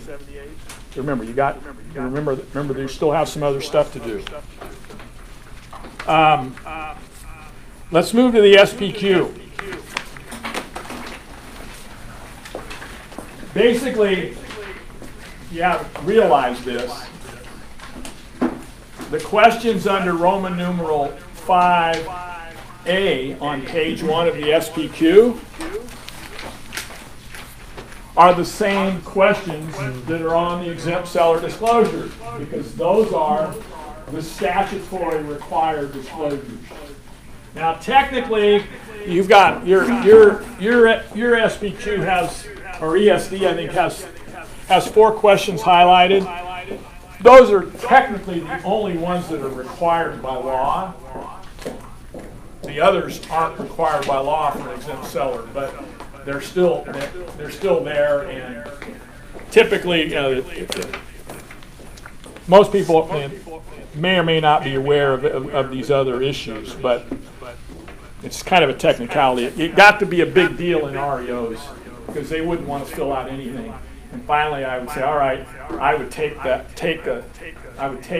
old form we had, and I'd cross out all the ones they didn't have to answer. I said, used to be 3. I said, here, all you need to answer is these 3, because that's all the law requires. And then I would get that back from the asset manager.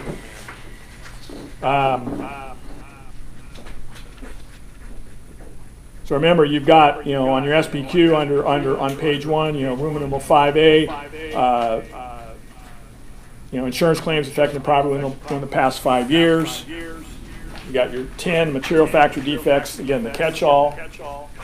And then you've got the question, plumbing fixtures on the property that are non-compliant plumbing fixtures as defined by Civil Code section 1101.3. So we're talking about water conserving plumbing fixtures. So it's asking you, are you aware of any non-compliant plumbing fixtures, meaning they're not water conserving? What's the date? January 1, 1994. So if a house was built on or after 1/1/94, all of the plumbing fixtures are water conserving. If the kitchen or bathrooms were remodeled, or the fixtures were replaced after January 1, 1994, they're water conserving. What are we talking about? We're talking about faucets, shower heads, and toilets. So, and to answer that question, you first look at when was the house built. If it was built before January 1, 1994, now the question is, has the kitchen and or bathrooms been remodeled since then? If they have, and they replaced everything, they're all water conserving. Now, if they don't know if they're not aware one way or another, what do they answer? They answer no, because they're not aware. Now they can explain as much as they can. They may say seller believes, they're non-compliant in this room, that room, or whatever. Okay, we're not to the point of it being a retrofit requirement yet. We're just in disclosure phase right now with respect to water conserving plumbing fixtures.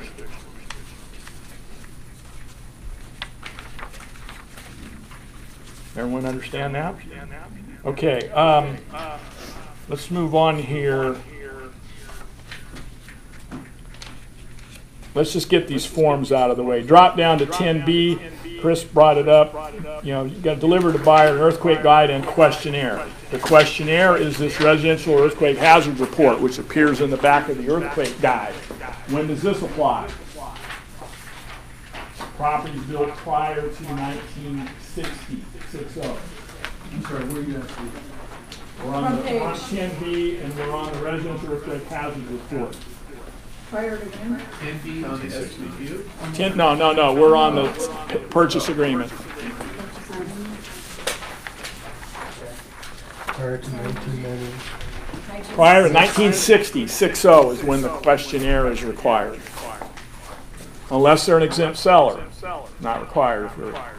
See, this is where having that disclosure chart is very helpful, because you can just go down and highlight all the yeses for a probate.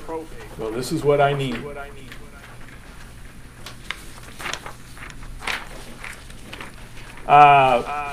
Okay, let's go back to the SPQ. I probably should have just stayed there. Let's go back to the SPQ. There's 3 questions that I want to point out to you that are the 3 questions that are more often than not overlooked or incomplete.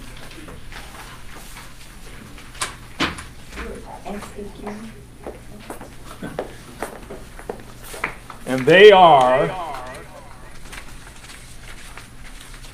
what did I do with my SPQ? Hold on here. Almost like I just lost my SPQ. You got it there? Okay.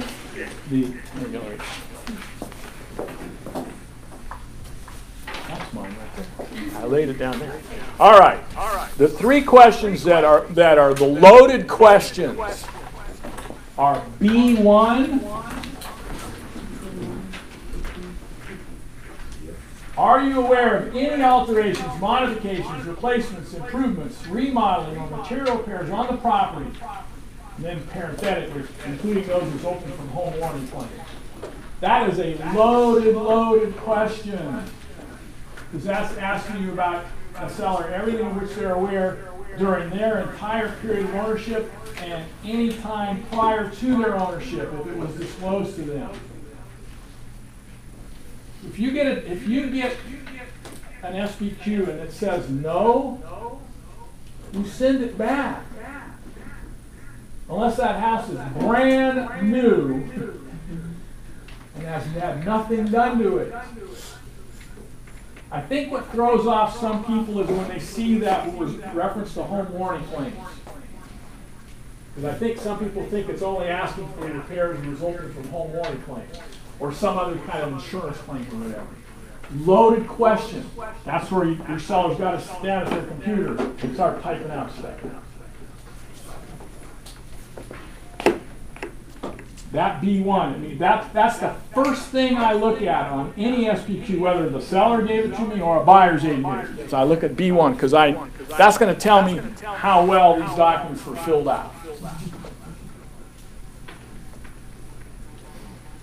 The next one is E1, dealing with water-related and mold issues. Are you aware of any water intrusion in any part of any physical structure on a property? Leaks from or in any appliance, pipe, slab, or roof? Standing water, drainage, flooding, underground water, moisture, water-related soil setting or slippage on or affecting the property? Loaded question. And the last one, M1, page 4.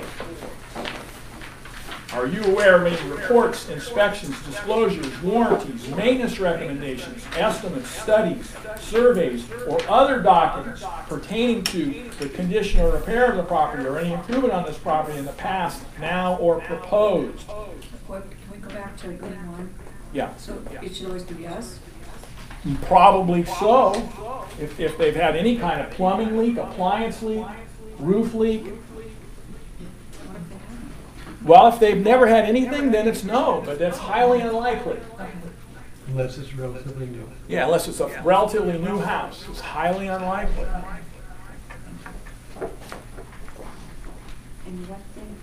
In M1, reports, inspections, disclosures, warranties, maintenance recommendations, estimates, studies, surveys, or other documents pertaining to the condition or repair of the property or any improvement on this property in the past, now, or proposed, or any easements, encroachments, or boundary disputes affecting the property, whether oral or in writing, and whether or not provided to the seller.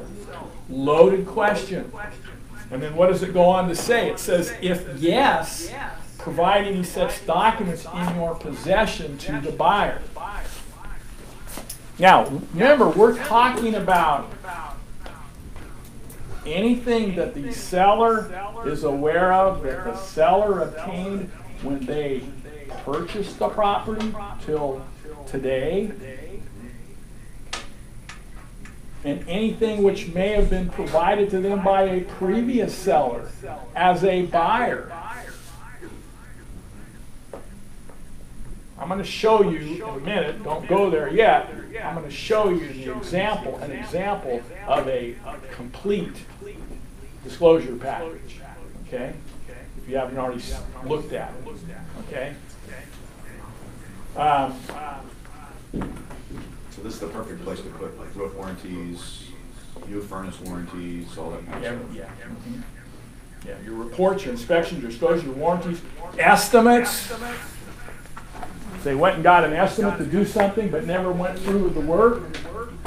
Now, it's asking, are you aware? And then the next question is, if you answered yes, if you have the document, you've got to produce it.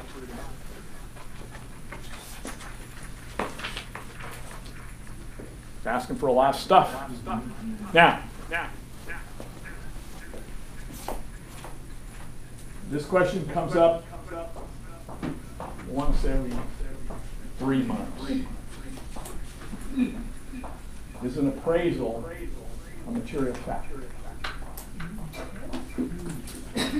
Yeah. It's an opinion. It's an opinion. You do not have to disclose appraisal reports. They are not material facts. They are opinions of value. They're not a fact. You do not have to. That's why that question doesn't say appraisal.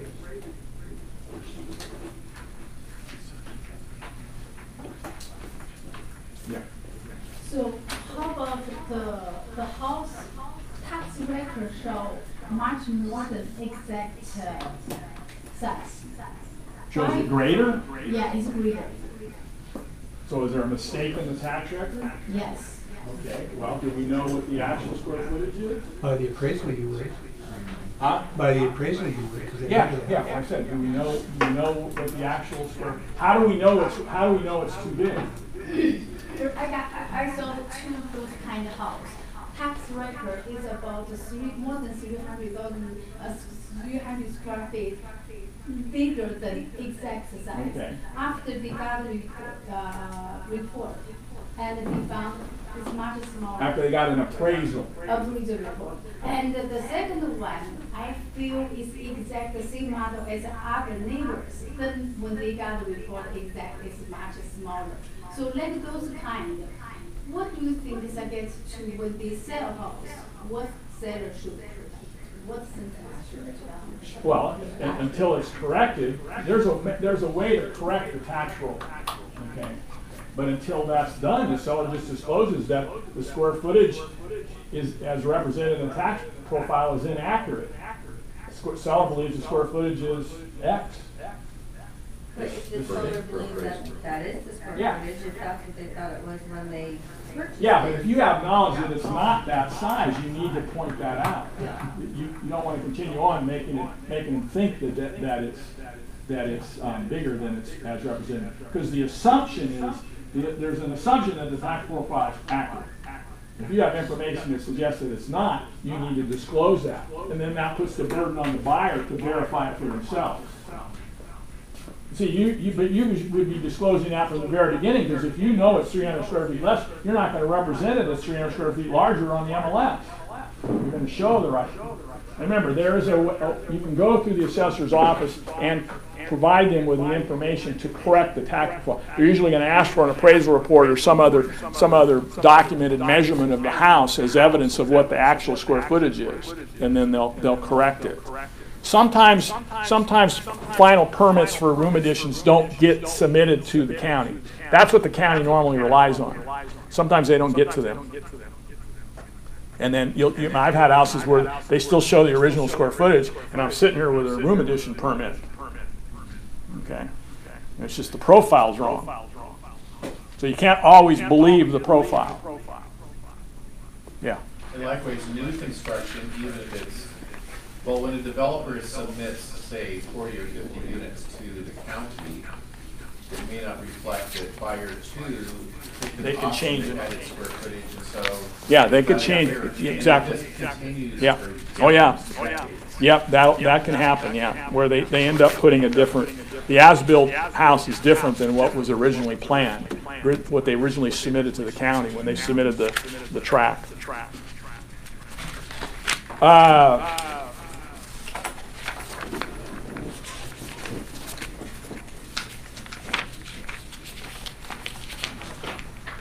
I want to talk about three more things. We'll talk about the FERPA affidavit is a disclosure regarding tax withholding. It falls under paragraph 10 under 10C.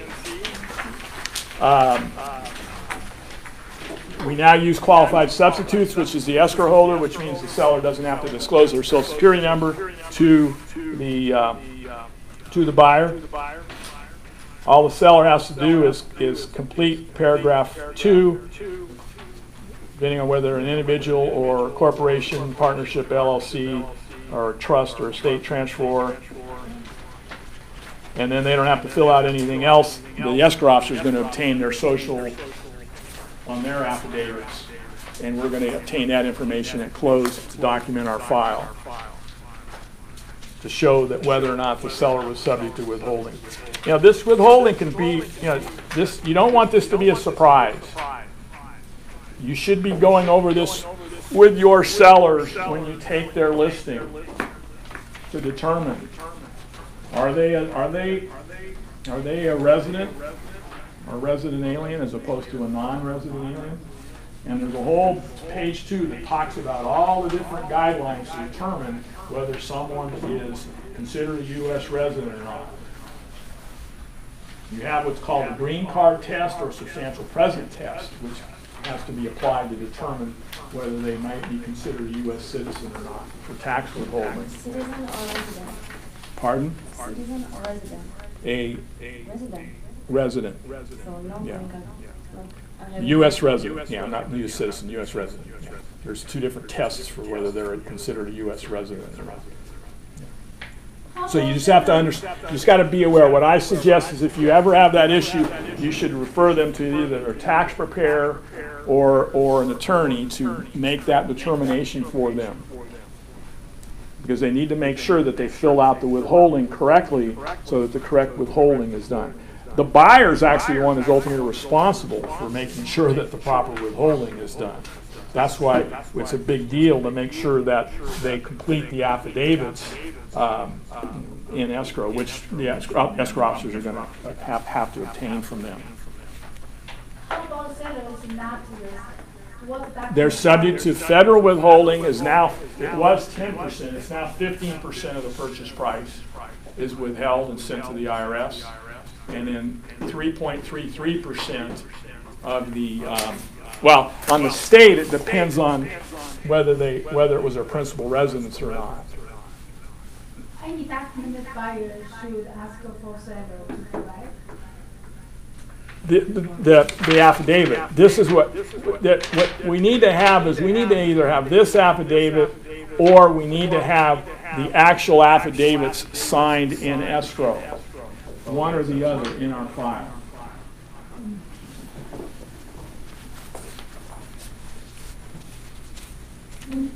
The reason you want to go over this with a seller because you don't want to have your seller surprised that there's going to be withholding. Remember, if it's not if the property for state purposes, if it's not their principal residence or the decedent's or the last use of the decedent, someone who died, was principal residence. And if they're not selling it at a loss, and they're not doing a 1031 exchange, then there's going to be tax withholding. So in other words, if it's a non-principal residence being sold for a gain, there's going to be 3 1/3 is going to be withheld. Now, if your actual estimated tax is going to be less than 3 1/3, you can provide an affidavit and show your estimate of tax liability, and they'll withhold only the estimated tax.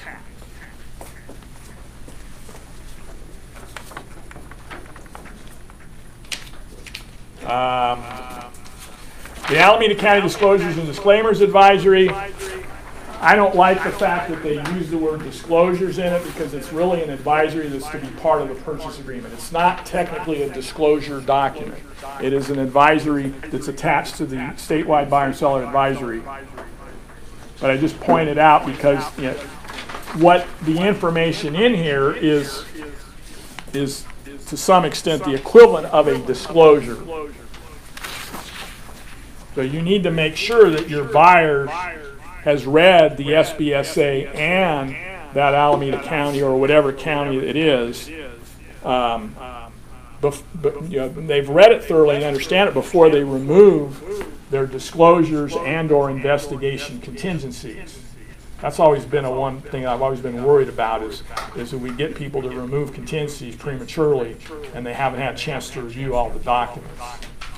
That's the one that keeps me up at night sometimes. Is I haven't had that call yet, but that's the one I really worry about. Is that we're too quick to get contingencies removed, and they don't have all the documentation. They haven't read it all.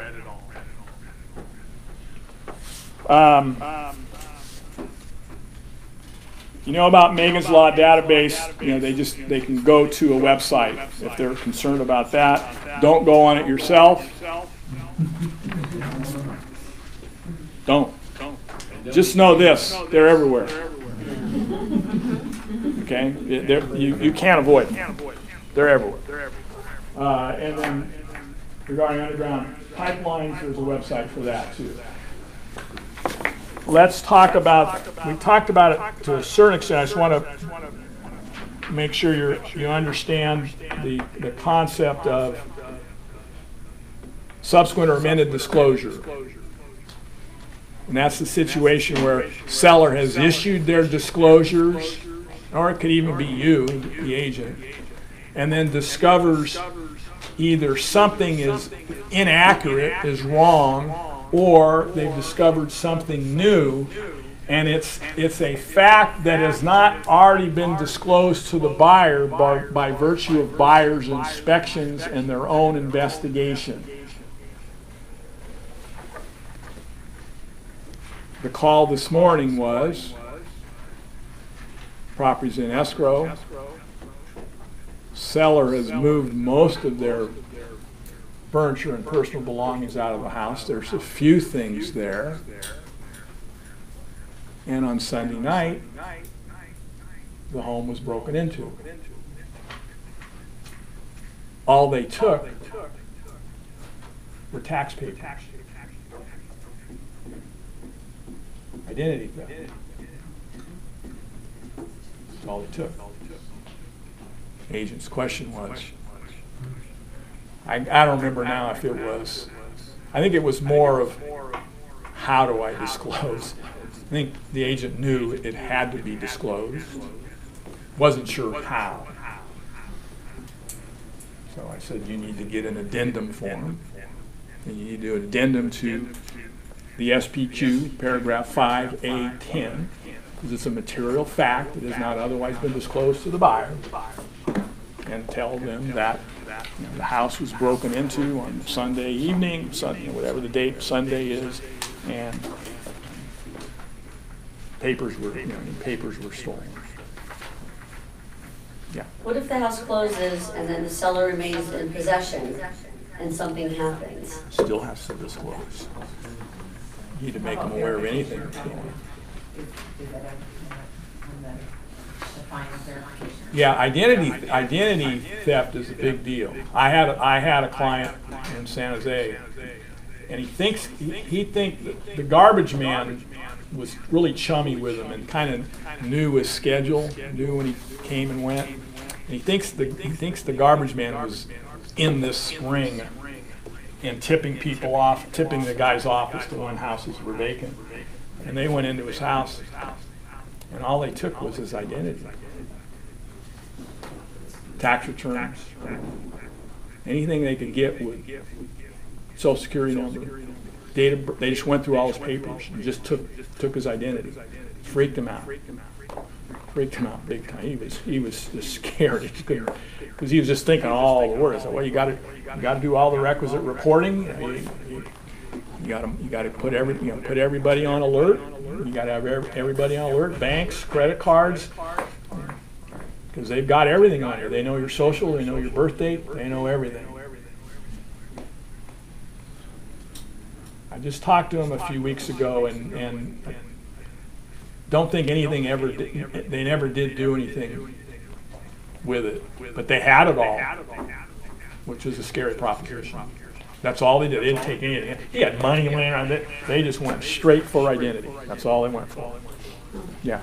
Yeah, so my question on that verification of property, is there a certain day that's supposed to be done, the verification of property? Well, yeah, the buyer is supposed to do their final verification within 5 days prior to closing escrow. Okay. That's the time frame they're given to do that. Yeah, because a lot of stuff has been moved out by that point, and then, and luckily I haven't had anything happen. You know, it's one of those sloppy areas for us, Okay. especially in a seller rent battle. What good does it do to do a final verification 5 days prior to close of escrow because the seller's still there? 30 days. So it's not very accurate. Condition, yeah, it's almost irrelevant at that point. Yeah, okay. Now, it's relevant if the contract calls for repairs to be done during escrow, then it's relevant to confirm that. It's to confirm that the repairs have been done. See, what the contract assumes is that there's repairs required during escrow. You're going to give the buyer copies of all that paperwork, stuff seller did, stuff contractors did. You're going to give them all that paperwork prior to the final verification condition, and then the buyer can walk through the property with that paperwork in hand and confirm that all that stuff was done. That's part of the verification. The other is that the property is substantially in the same condition as it was on the date of acceptance. Well, and that could be true at that point in time, but who knows what it might look like. But that's where having, see, you're covered if you do your paperwork right, because what's in your SIP or your RLS, there are deposits, because you go from being you either have a license and a 29-day or less possession, and you have money set aside for damage to the property during that possession, or if it's an RLAS, it's 30-day or more. They're a tenant under landlord-tenant law, and there's a security deposit being held. So monies are being held to cover damages done to the property by the seller after escrow closes. So it's like phase 2. So your verification condition does establish your condition of the property as of close of escrow. That's your baseline. So, you understand this. You've got your inspections and all these disclosures and inspection reports tell you the condition of the property at the time they were all done, right? Then you fast forward 30 days, assume a 30-day escrow. Well, is everything still substantially in the same, assuming nothing was repaired, is it substantially the same condition as it was as disclosed here in all these reports? Yeah, pretty much looks the same. Now that's our baseline. That's kind of like your move-in inspection with a tenant when you're renting a property out. Then you do your move-out inspection when the seller moves out. But you're holding a deposit to take care of any damage beyond normal wear and tear. So it's all covered. Make sense? Yeah. Any other questions? Have I lost you? It's all as clear as mud. Look in the packet. I gave you a copy of this, the disclosure documents that I gave you in the back, the sample. That was my seller. I sold that property last year. He purchased the property in 1993, and he still had in his possession all of the reports and disclosures from when he purchased it in 93. Subsequent to that, we had some inspections done. He had a tenant in the property. The bathroom, the tenant didn't disclose to him, the hall bathroom had leaked and flooded, and there was a significant mold problem. And he had to get the tenant out and deal with this mold issue. And he documented everything. His occupation is he's like a project planner.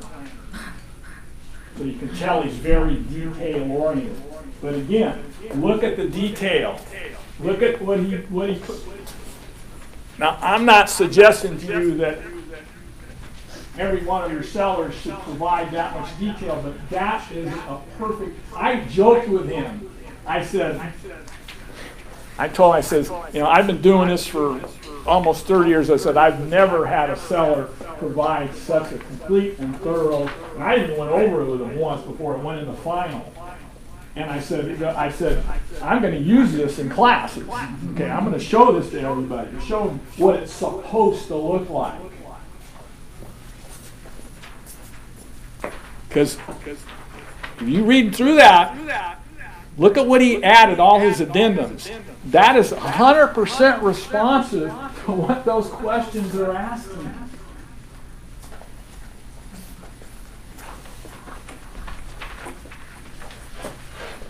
You think you think that buyer of that property is going to get anywhere trying to sue that seller for failure to disclose? You won't even sniff first base with that disclosure. I mean, it's like I hesitate to tell you to show that to your prospective sellers because you're going to scare them. They're going, oh. But I just want you. I share that with you because that's an example of what those documents are looking for. There's a lot of stuff there. I mean, our package, it's huge. I just sold a house, just closed yesterday, that had a fire about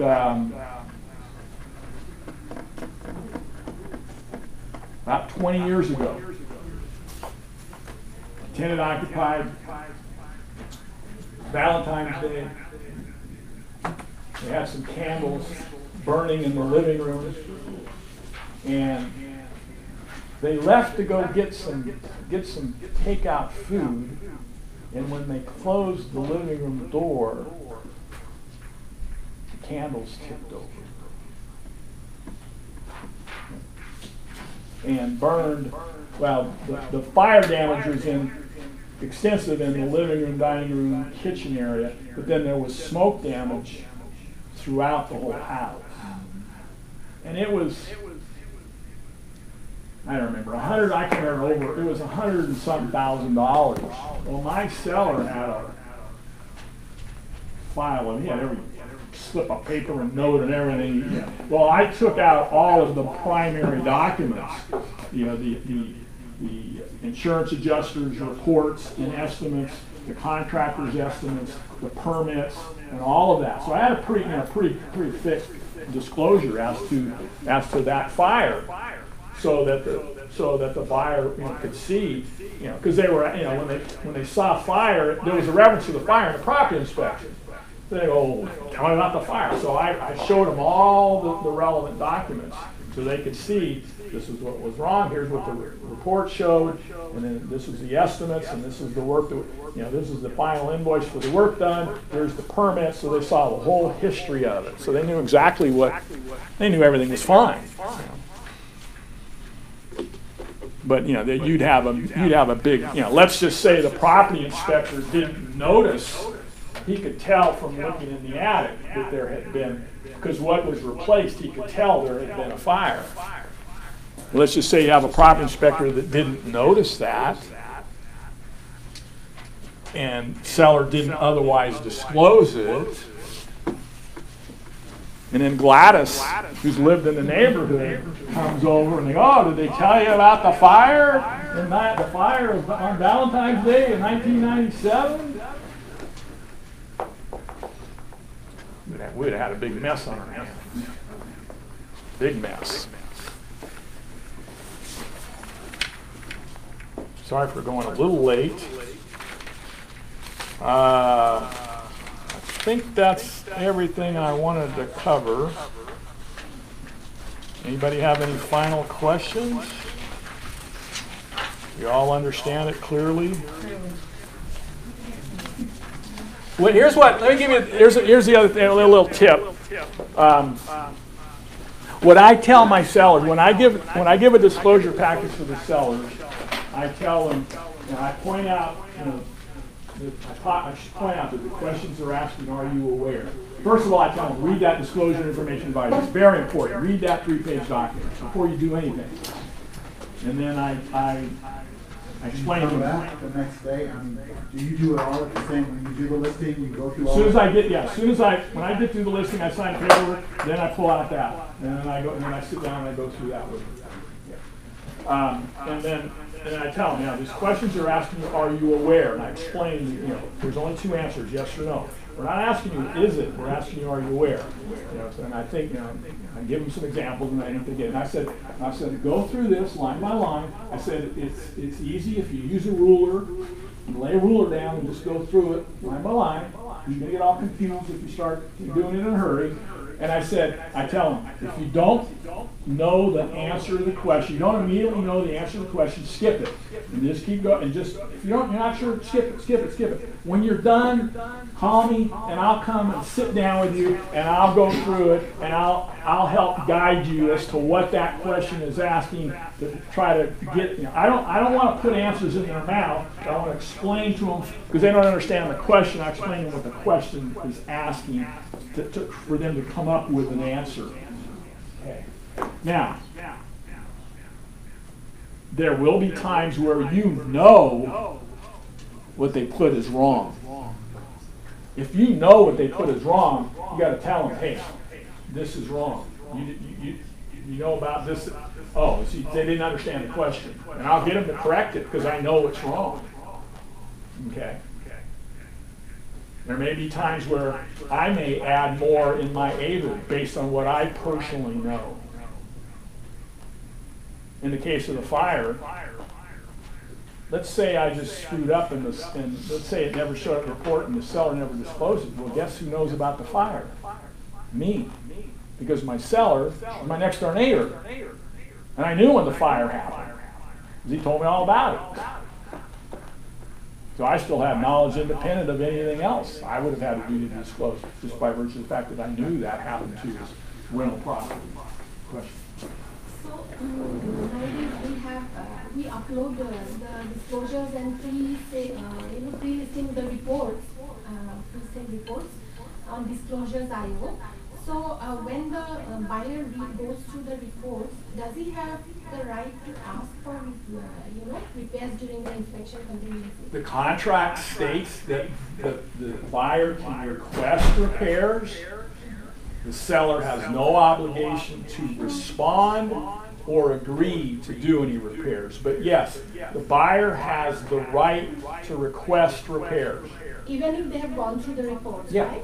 And what if they have no contingency offer?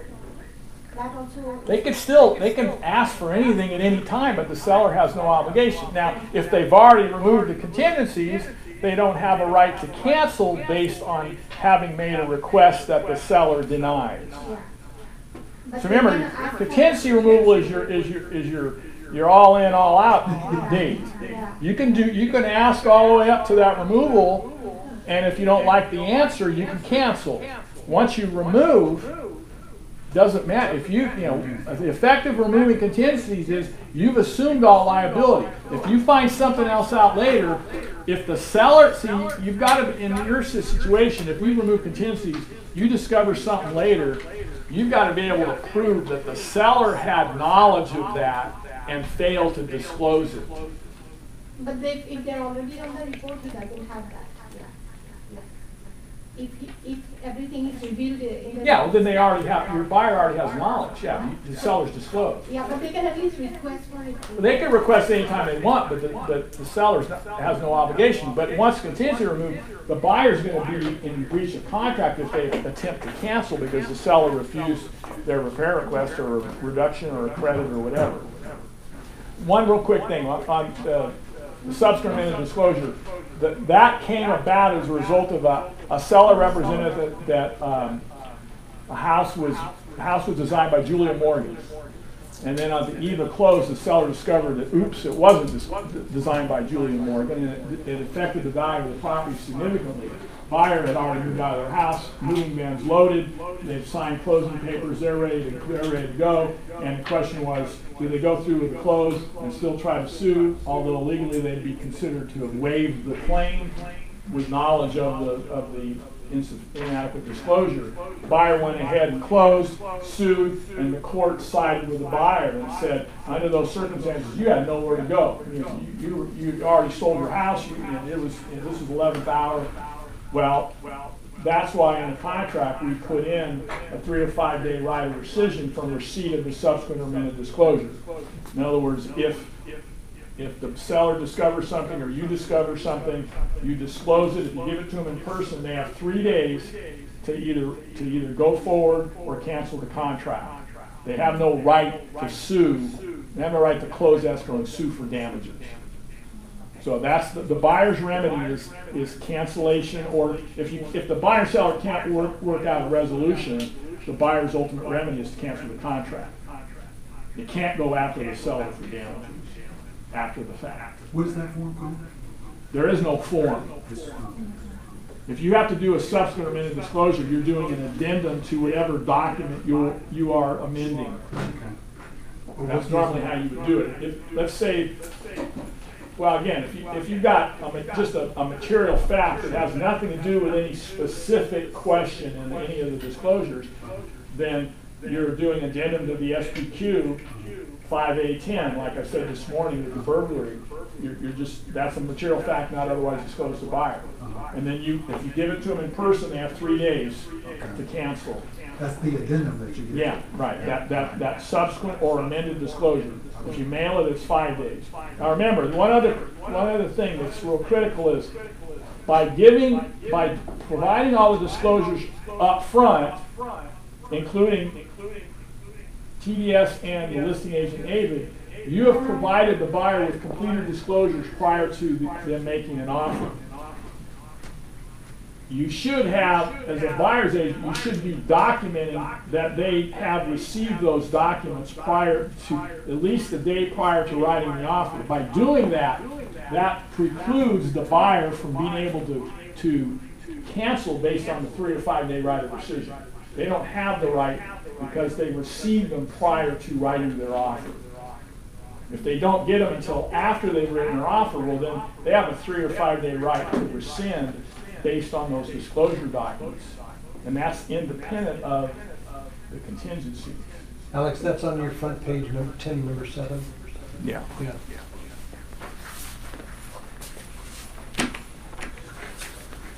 Okay. Because disclosures.io, we look at them and we forward. Yeah, well, see, and disclosures.io gives you documentation. As I understand it, I haven't started using it yet, but as I understand it, it gives you documentation. The problem is, at least I was talking to an agent about it, it doesn't, as I understand it, it shows that they've received it. But it shows they received it. You're right. I don't know that it shows they read it. Yeah, it doesn't show that they actually. Yeah, you don't really have the necessary documentation to establish that they had it and they received it and read it prior to writing the offer. The last time I talked to somebody about, there's a missing piece there in that program. So that's what you need to be. You really want a signed receipt. That's why agents make a big deal about getting receipts of the disclosures with the offer, because they want it documented that the buyer got that stuff before writing the offer. That's why they say it's even better to have the receipt signed the day before, so you don't get into this issue. Was it what time of the day would that occur relative to when they wrote the offer? Really splitting hairs there. I'm probably really confused you now. All right? Question? Last question on the disclosure. So my seller is the son of the owner, and then she's selling his mom's house, and then he said that's a house I grew up in. So how far the disclosure has to go? I mean, he's already. Well, your disclosure has to do with knowledge.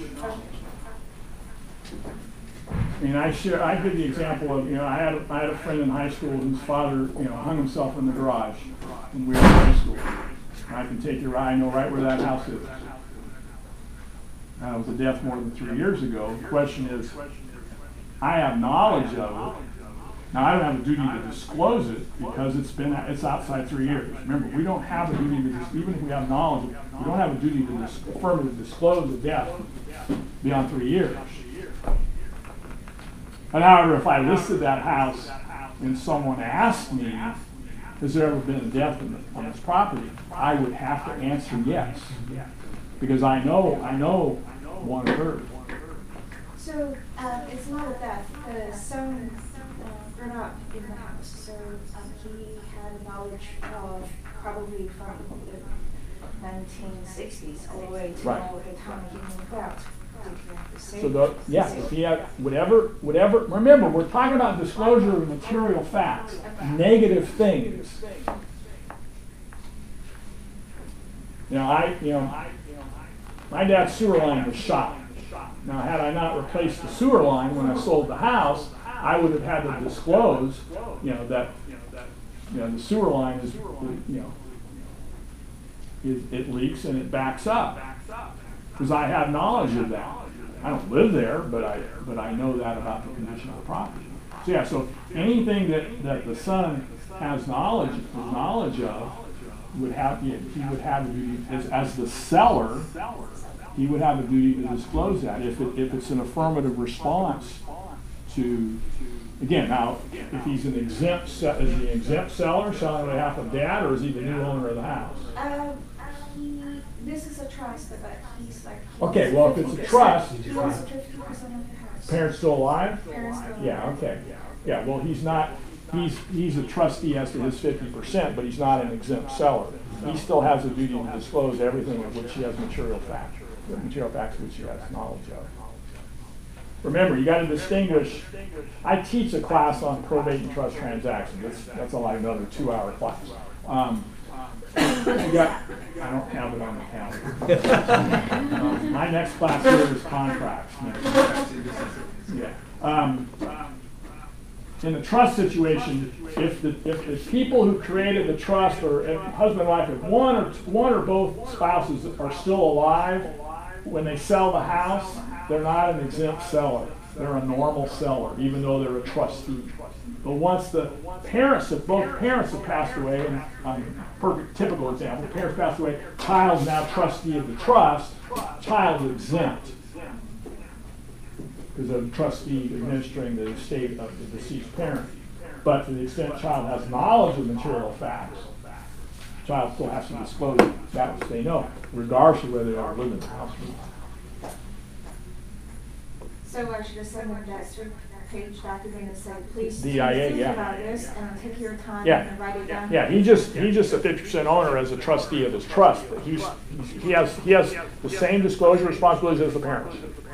And then the mom still lives. The mom has to. Yeah. Remember. They have the normal. Yeah. They could fill it out together. And both sign it. Just include everything that they both know. Okay? Now I'll know to make this a 3-hour class. It never fails when I teach a class for the first time. I should know myself better. I usually always underestimate how long it's going to take me to teach. Thank you. Great job. When Carr does his class, just to explain the titles. They do the 50 forms in 50 minutes. Oh, yeah. Oh, yeah. Right. You're actually explaining the forms. Yeah. I have a buyer for your Bill Care. How much is it? Waiting for the seller to confirm. They've had the list here for a few days, and they haven't confirmed it. What do you think approximately? Mid-5s. Mid-5? It's an old Crocker cabinet. Okay. And then, Old Crocker cabinet. It's is it Crocker CRO? yeah, old Crocker cabinet. Built all the houses. How you doing, Deborah? I'm good. How are you? Are you in line for asking questions? Oh, yeah. Yeah, it's supposed to be going on the market any day now, but it'll be. 3-bedroom, 2-bath, or 1 I'm calling it a 3-1 with a den. A couple of bedrooms are on the small side. Got not a nice kitchen. There was an addition done. She's got a newer 90s kitchen. How many square feet? About 1,200. And then give you the address. 2397. They took it from them last night. And do you know what the lot square feet is? That's 2 lots on both sides of the road. I'd say it's about, total square footage, I think, it's a little over a quarter acre. Okay. But it's got an upslope. The house sits up on a hill and it's got an upslope, so it doesn't have a significant amount of usable surface. Is there a garage? Yeah, but it's about ready to fall down and it can't be rebuilt Okay. Oh. because of proximity to the creek. So you'd have to kind Is of. there room for a garage to be built? They won't allow one to be built on that side of the road because of the creek. But on the No, other side, there's no room for a garage? No flat land. All you'd have to do is just wall by wall repair what's there. Okay. Just on the, kind of on the. But you can't ever put a garage there? County told the seller, won't let him build a new one because it's too close to the creek. Huh. He's kind of shorted up a little bit, but it's. And then do you ever refer for an insurance agent who can help me find some new construction investment property? It's going to be done in December. It's going to be non-owner-occupied because it's an investment property. It's a condo. What are you running into? Just have anybody? Nothing, I just don't have someone to refer, the insurance agent. I don't have an insurance agent to refer You to. might just start with John Austin. What? John Austin. I don't know who that is. Austin. He's our broker. He's an insurance broker here in town. AUS? AUSTL. And he handles all the health insurance for the AUS. He brokers a lot of different stuff. And what's his last name? Austin and Austin. Oh, Austin and Austin. Tell him So my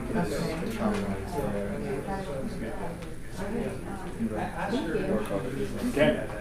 Yeah, just keep an eye on the MLS. It'll be any day now. I was hoping to hold it open this week. Is it vacant? Or occupied? Yeah. It's vacant. It had. Well, let me ask you this, can I show the property tonight? No, I don't have, no, there's no keys in the lockbox. Okay. I've got all the keys. So I was gonna put this out. I need that keys in the lockbox. Okay, so by Friday you'll have it? I'm hoping, yeah. Okay. They have some plans. maybe we'll put another watch it again. Okay, I was gonna call you about this one. Because it's a little, Oh, thank you. It's easy to put the blue on. I had to press to see this one.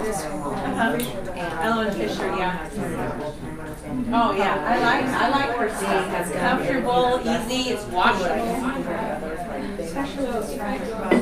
Yeah, yeah. I just wish it was cheaper. they had to move it. I mean, I think this was free. Take her back to Ohio because her son. And I like it, but geez. She's like charging for what your dry cleaner bill would be, because you can now machine wash it. So they got this automation. So long story short, they probably. I have it too, yeah. But they have this split. They go to the doctor's office and they get that. I need to go look at the new, where do you buy it from? Do you get it from Nordstrom or where do you go? And so, Kaiser went ahead and. Where's their store?